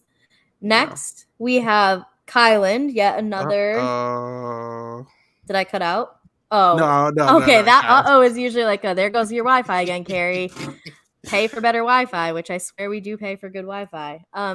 Kylan, I just remember, I think I watched the finale of this Big Brother season, and I remember Xavier just like not being happy with him, and I just remember like, yeah, I don't know, I didn't get good vibes from Kylan. He did not seem like someone I would want to hang out with very often. That's really all I know about him. So here's the thing with Kylan. I think he's actually a nice guy. But his problem is that he doesn't know how to talk to people. Like I think he accidentally is very condescending to people, and I don't think he understands that. He first of all, his first issue, he just talks. Like he just talks and doesn't stop talking, and then like it's kind of annoying where like he talks into like circles about like random shit and it just kind of like goes nowhere. He like mumbles a lot, and then he kind of talks down to people, and I don't think he understands that he talks down to people, and that rubbed a lot of people the wrong way in this season. I remember specifically, even though they're friends, like I remember it annoyed like Azza, it annoyed Tiffany, and eventually when he got voted out and he said some crazy shit to Xavier, it rubbed Xavier the wrong way. Kylan did not vote Xavier to win. I'm sure that even though they're friends, that's probably going to be in the back of his mind. I know he played Alyssa. Him and Derek X were very close. I can see them being friends and potentially working together this season, which I'm very interested to see because just like DX, he's actually very competent in competitions. I'm actually going to say He's probably, if DX isn't, I think he's probably the strongest here within competitions out the Big Brother group. I wouldn't want to challenge Kylan because he's probably going to win if you're going against him. He won 3 HOHs and 3 vetoes, so that's 6 in total. He's definitely a competition threat, but he just doesn't know how to talk to people, and he's going to annoy people. He's just going to rub people the wrong way. He means well. He just doesn't know how to communicate properly. And I can see that being an issue in the challenge, definitely with like a lot of these loud personalities. So we'll see how he does. I think he's going to be a natural villain. Like, if I'm gonna be real with you, it's not even going to be his like quota. Like, he's trying to be a nice guy, but he's just naturally just going to be a villain coming into this game. So I'm curious to see how we see solo Kylan do, because he worked with Sarah Beth, who everyone wanted out, and he actively helped her to stay in the game. So let's see how Kylan does. But how do you feel, Julia? Yeah. I wrote the exact same thing. I said he's going to be very cutthroat and willing to be the villain again. I will say, I just double checked. Xavier did win unanimously. So I'm tripping. Ignore me. No, it was like, oh my God, if Kylan would be the type of person to not vote for Xavier to win, but I'm sure he's petty. He found out in the jury house. He didn't want to be the only person. Like, I'm sure he was like thinking about the optics, like going back to the house, being like, okay, like I'm pretty sure he wanted to vote for Dia is probably what happened. Yeah. But, yeah, Kylan is known for like his tweets of like customer service, of like complaining about like the most random things, of like of just like something not going right, and then he immediately goes to Twitter and like complains about it. He's that kind of person. I wrote that so he does have ADHD, so I think that's the reason why he like talks so much and like rambles so much. But again, like he doesn't always have like, it's really, I think there's almost like cognitive dissonance with him. Like, you look at Kylan, I'm pretty sure when his cast photo came out, people are like, oh my God, look at his sweater vest. He's like so nerdy. And like, look at his like charming smile. Oh my God, he's so cute. Like, I'm pretty sure like all of Twitter was like getting like, thought he was so hot. And so he's a very charming smile. But I think like Big Brother showed that he's like a pretty big snake. And I think his looks deceive. I wonder if some people like the Love Island and Survivor people, like if they don't know about his reputation, if they'll fall for his like initial charm. I think it wasn't until week 3 that people started to get annoyed with him. I think like week 2, people are like, oh my God, he talks so much as HOH, but like maybe he's just really excited about week 3. He got people really got annoyed with him. But yeah, like he has the same number of competition wins as Xavier. So he won 3 HOHs and 3 vetoes. Xavier had the same. So I think him and Xavier are probably like I think he's way better than X, if I'm gonna be honest with you. I really do. Really? Wait, why? I'm curious. X won more mental, but like Kylan was winning a lot of those physical competitions. Oh, yeah. Okay. Interesting. And then I think it's so Derek, Shao, and him did have a really close relationship in the beginning. Like they played a lot of chess together, but they're again in the Entertainment Weekly interview, they asked Derek, like, what's your pet peeve, or like who's someone you don't want to work with? And Derek's like, someone who's arrogant and like voted me out. And they like flipped to like a clip of like Kylan. And yes, Kylan is super arrogant, thinks really highly of himself. I think he's gonna be really entertaining. Like I think like the kind of like dead ends or like situations he ends up in are just gonna be kind of funny. But I also feel like people would take him into eliminations because I don't think he seems physically imposing. So I think because of his social game, he might rub people the wrong way. And I don't think he will threaten people with his physicality. He could be taken into like a bunch of matchups. All I know is that what I would like to see happen here is Derek X or DX to get his first name back, because he's only Derek on this cast. He is the last person we need to talk about. And quite frankly, I think it's offensive that he has to go by DX because of DF. DF is never going to be on the challenge. So there is never a DF in my life. It's only going to be Derek. And this is someone that I'm super excited about seeing because he was also someone I saw a lot on Twitter, and like his clips were on there a lot. He just seems like super personable, engaging. I know that like I think something I remember was early on, he almost like won too much, like made himself a little bit of a threat too early. Mhm. So I'm hoping that we can see him in a game where like winning isn't always the worst thing, like it can be beneficial to you. So Isaiah, tell me more about Derek, not DX. He goes by his full first name here because we respect that. No DFs here. So tell me about it. So crazy enough, I was at the Survivor premiere party and he was there. And then the next thing you know, the next day, they were saying that all the challenge people got flown out and he was on the list. And I was like, this is fake because he was just there last night. And then the cast came out. I was like, oh shit. So he was out here partying before the freaking the day because Ozzy was supposed to be there and she went home because she had to go prepare for something. Now we know what that something was. But I'm like, oh, okay. Now DX is going to be probably one of the most lovable people in this cast. He's a freaking hilarious person. He's just an all around like just a person you want to be around. He's freaking hilarious. He's friendly. You can just listen to the guy talk all the time. He's just very personable. I think he's going to come in here with a vendetta, maybe, because like I said, just like Alyssa, the cookout played him like bad, man. He really, really, really trusted Tiffany. And unfortunately, Tiffany had to throw him to the wolves.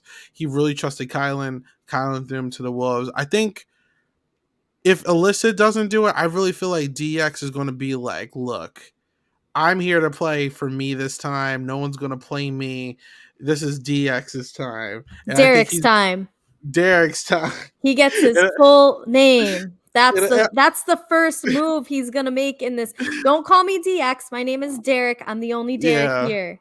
But not for real. Like I feel like he's here to play.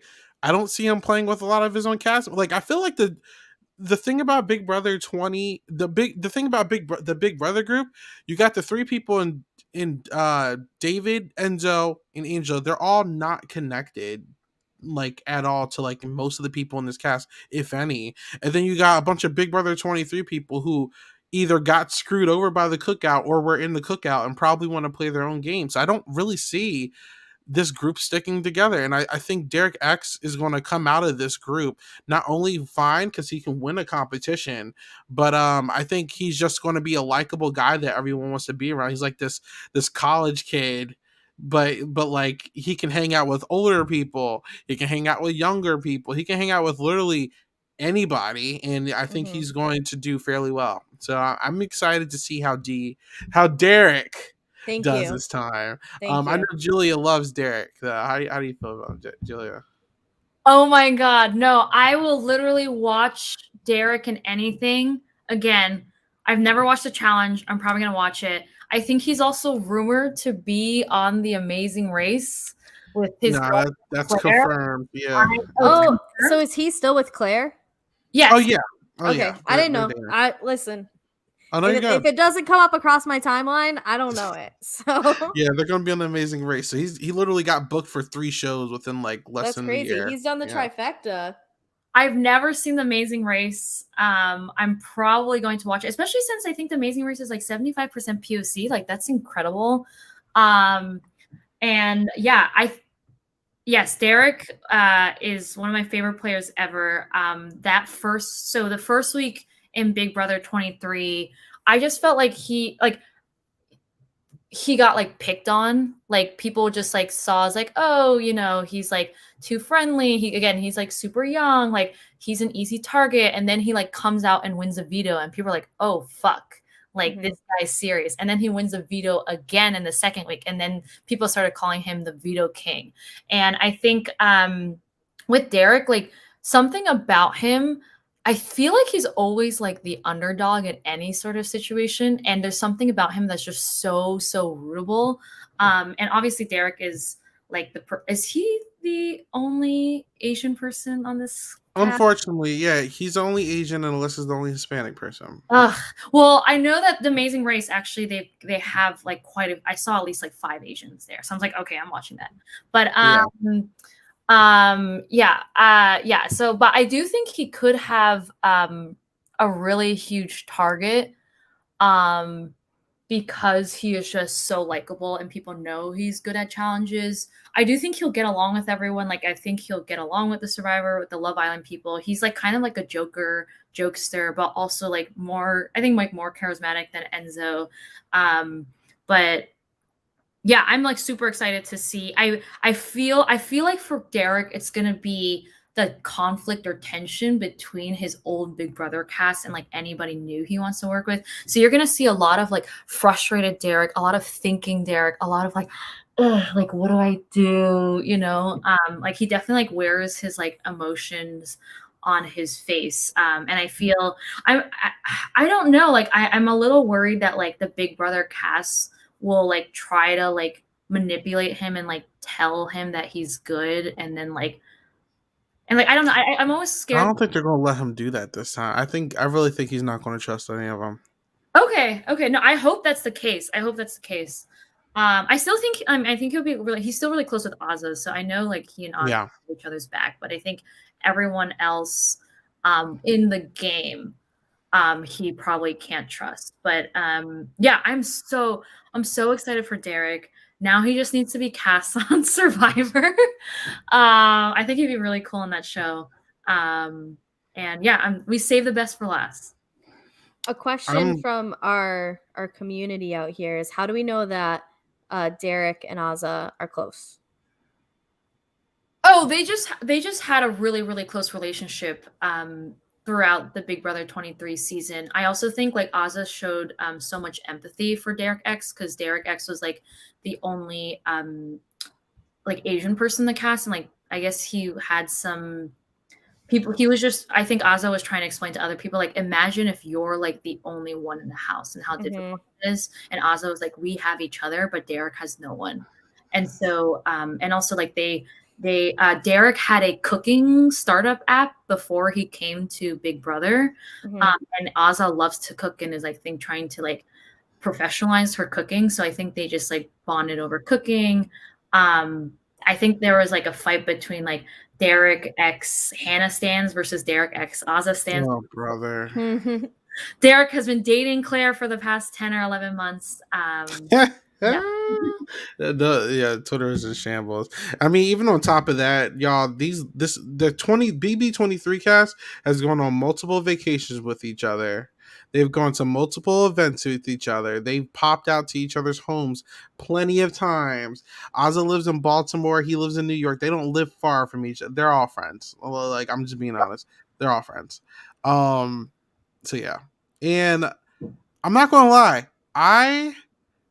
The only thing that scares me with him, so we've seen him mesh with every age group minus like older guys. I don't know how he's gonna mesh with some of those Survivor people. Like, I feel like Dom and Ben and Tyson, I don't know if they're gonna vibe with this whole frat boy college kid DX type of character. You know, I don't know if I feel like he's gonna be like their prime target. Like, oh, that's the likable guy. All the girls love this dude, because I feel like those Island girls, those Big Brother girls, all the girls are gonna eat him up, and it doesn't matter what show it is. They're all gonna be like, oh, everyone likes him. He's winning stuff. We need to get this guy out of here. So I feel like that's gonna be something to be afraid of. But yeah. No, it's interesting because from Big Brother, you just don't have much data, right? So like the only older guy was Frenchie, and he did not. Yeah. So Frenchie, I don't. Yeah, I know about Frenchie. That's like that is something I don't need an explanation on, because I did try to watch at the beginning of the season, and I think what happened was the first episode, I went to watch it and like my Wi-Fi just completely cut out, and so I'm like, this is a sign. I'm not meant for this. But I was like following a bit more closely at the beginning because I did have intentions of watching it, and I just followed through Twitter. It was an easier way to do it. I'm on Twitter all the time anyway, so yeah, no, I know Frenchie. Yeah, Frenchie. Still a shit show, HOH. But I definitely don't think him and Frenchie clicked, and that's really the only data. I honestly feel like Derek's sense of humor would get along with like Tyson and Dom, but I don't know if he would get along with like Ben or Ben or Sarah. I don't know if Ben's gonna get along with anyone. I'm just kidding. But There's a whole other story, man. yeah, but no, I think it's a good point. Like, I think Derek is definitely like a girls guy. Like, girls just love him. Yeah. But he's taking his time, so who knows. Hopefully it's a season where like the girls can protect the guys a bit and the guys can protect the women, because that does happen. Again, it just depends on the formatting, and that's like one of the tough things about doing this preseason content is, especially with almost everyone coming on, I'll say over half the people coming on the preseason stuff are people who haven't watched a challenge before. So they're like, tell me the rules. I'm like, well, it's actually kind of hard because the rules change every season and sometimes within the season. So there's, in a way, it's a positive because almost every single person you've mentioned has a component to their gameplay that if the structure like promotes that type of gameplay, then they can go far. But it all really just depends on the structure and kind of like how things pan out. So I do have use your words, Kari, a few last questions for you. So do you think that, and I think you've both alluded to it, maybe Isaiah more than Julia, do you think that Big Brother is more likely to stay Big Brother strong or to eat itself? They're eating themselves up. Julia, what do you think? They have the most numbers. They have 9. Survivor, Love Island have 8, and then Amazing Race has 3. I don't know. I feel like Big Brother will team up with Love Island. Like, I kind of feel like it's going to be Survivor against everyone else. But I do feel like once they try to get out Survivor, like, then they'll eat themselves up, if that makes sense. Okay. I like that prediction. I think to really be in agreement. Tiffany is close with Chantel. I forgot about that.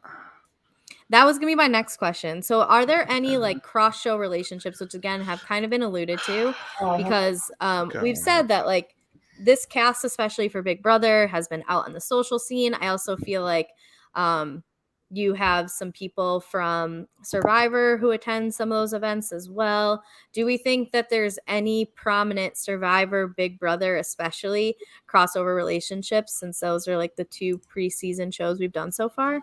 So I'm looking at this cast real quick. Do you need me to put this on the stream to make for? Yeah, I'll do that. Why not? That did like freeze us last time, so just well, that was a screen share. Okay. But I'm just gonna put an overlay real quick, just so also for Julia, because I don't know if Julia had it.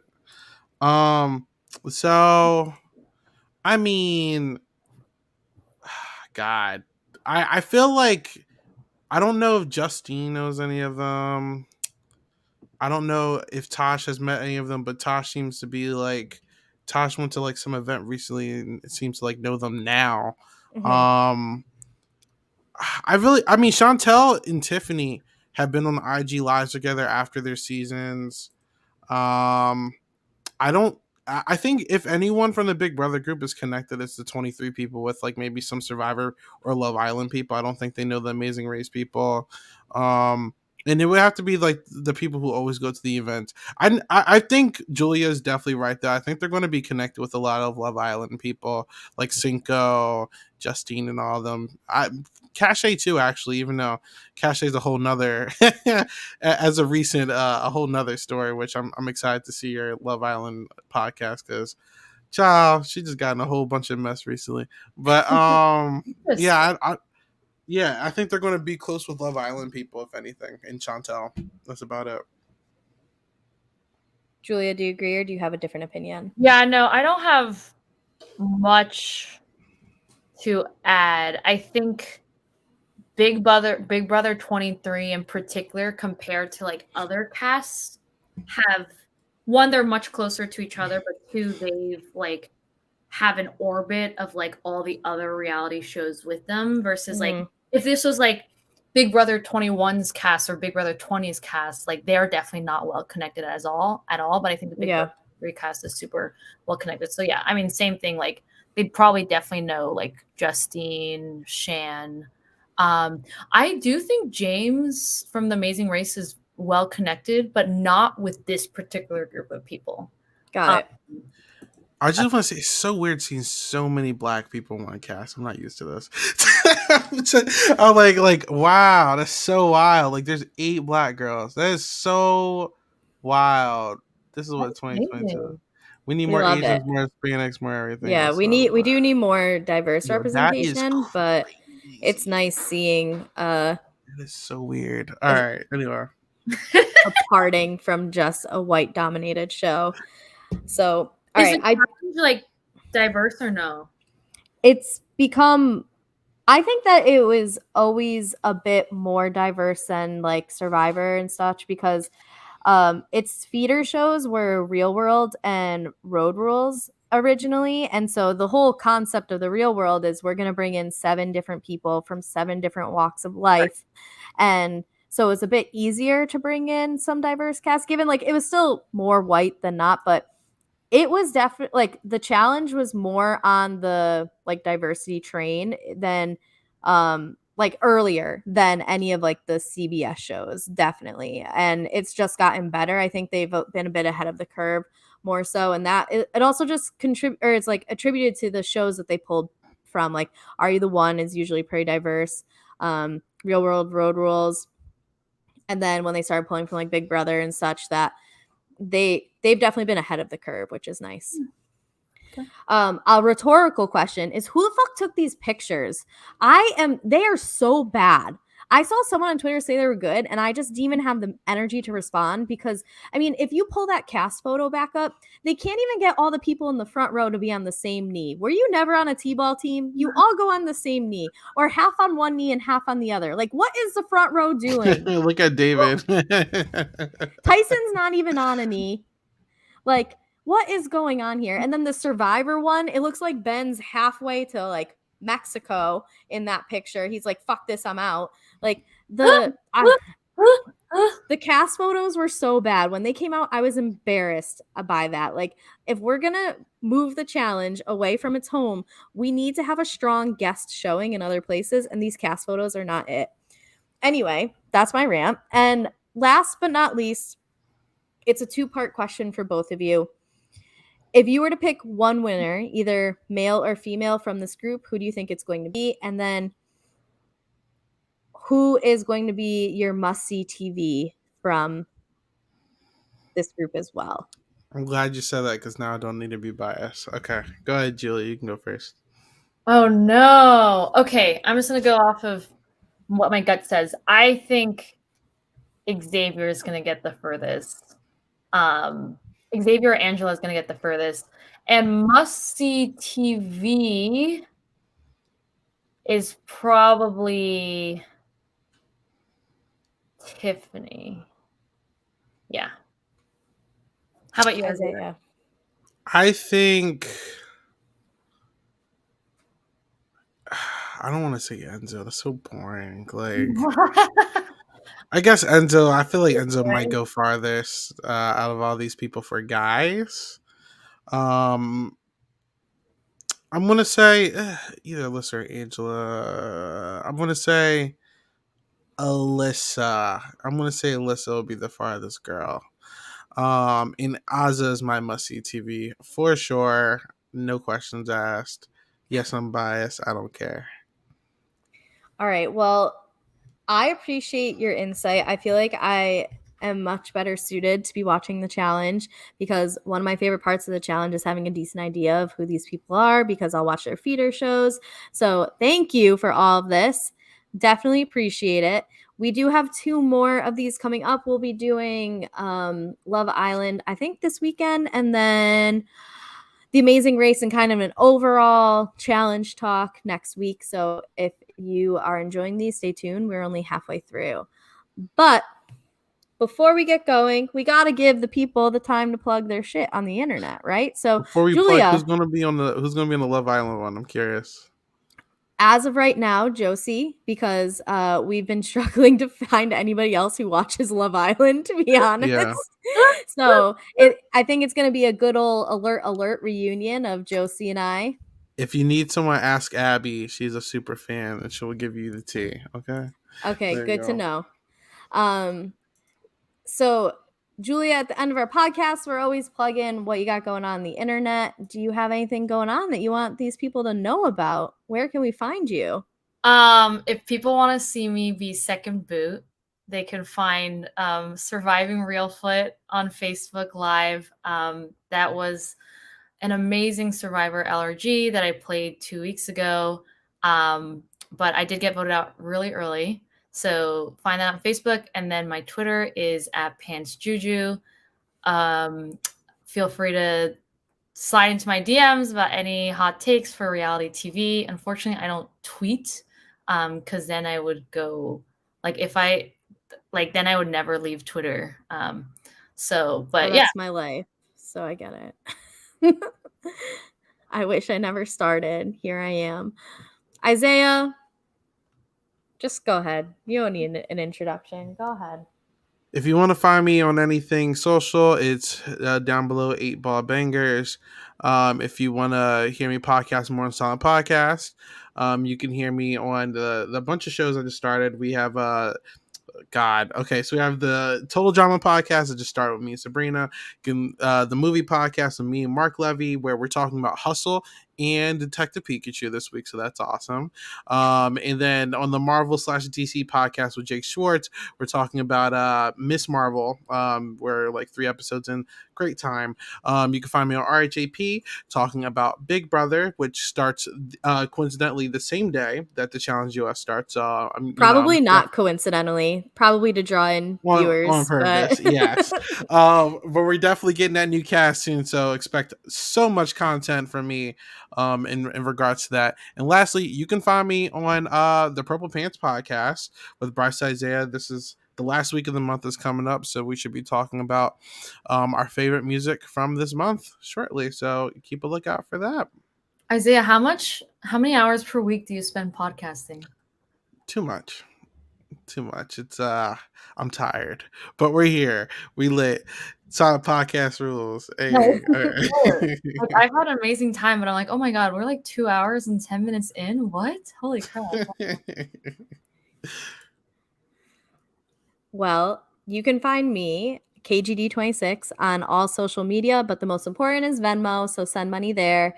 And then in Silent Podcasts, I am doing a bunch of things. So we just finished up recently, alert, that was what I was mentioning earlier with Josie, The Circle. We did an interview with Alex, aka Nathan, and his girlfriend. Check that out, but check that out on YouTube more than the audio, because I feel like it just is a better experience that way. And just finish up Stop Being Polite, which was our Real World Homecoming New Orleans coverage. And we were lucky enough to have an interview with Melissa Beck, who is one of the coolest reality TV personalities just ever. And even if you like aren't a Real World fan, you didn't watch it, definitely worth listening to, because she's just so insightful, so funny. We talk a bunch of different things. Current podcasts include TJ Hates Quitters. Obviously, we are doing this preseason coverage for the Challenge USA.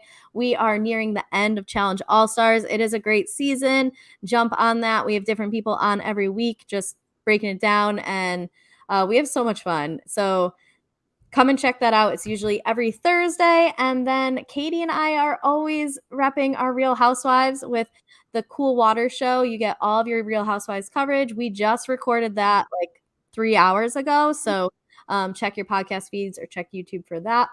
And, I'll have something else in the works coming up soon, starting very, very shortly. So haven't officially announced it yet, but it's got a title, which I'm excited about. So if you like listening to me, 1, thank you. 2, I got more coming for you. But you can find all of that stuff in a bunch of different places. Check us out on Twitch and YouTube by searching Silent Podcasts. You can subscribe, follow, whatever it is on those. I always mix them up. We're also on Twitter, silent_podcast. We always are putting up live stuff there when we are posting our podcast. So check that out to keep up to date with our current coverage.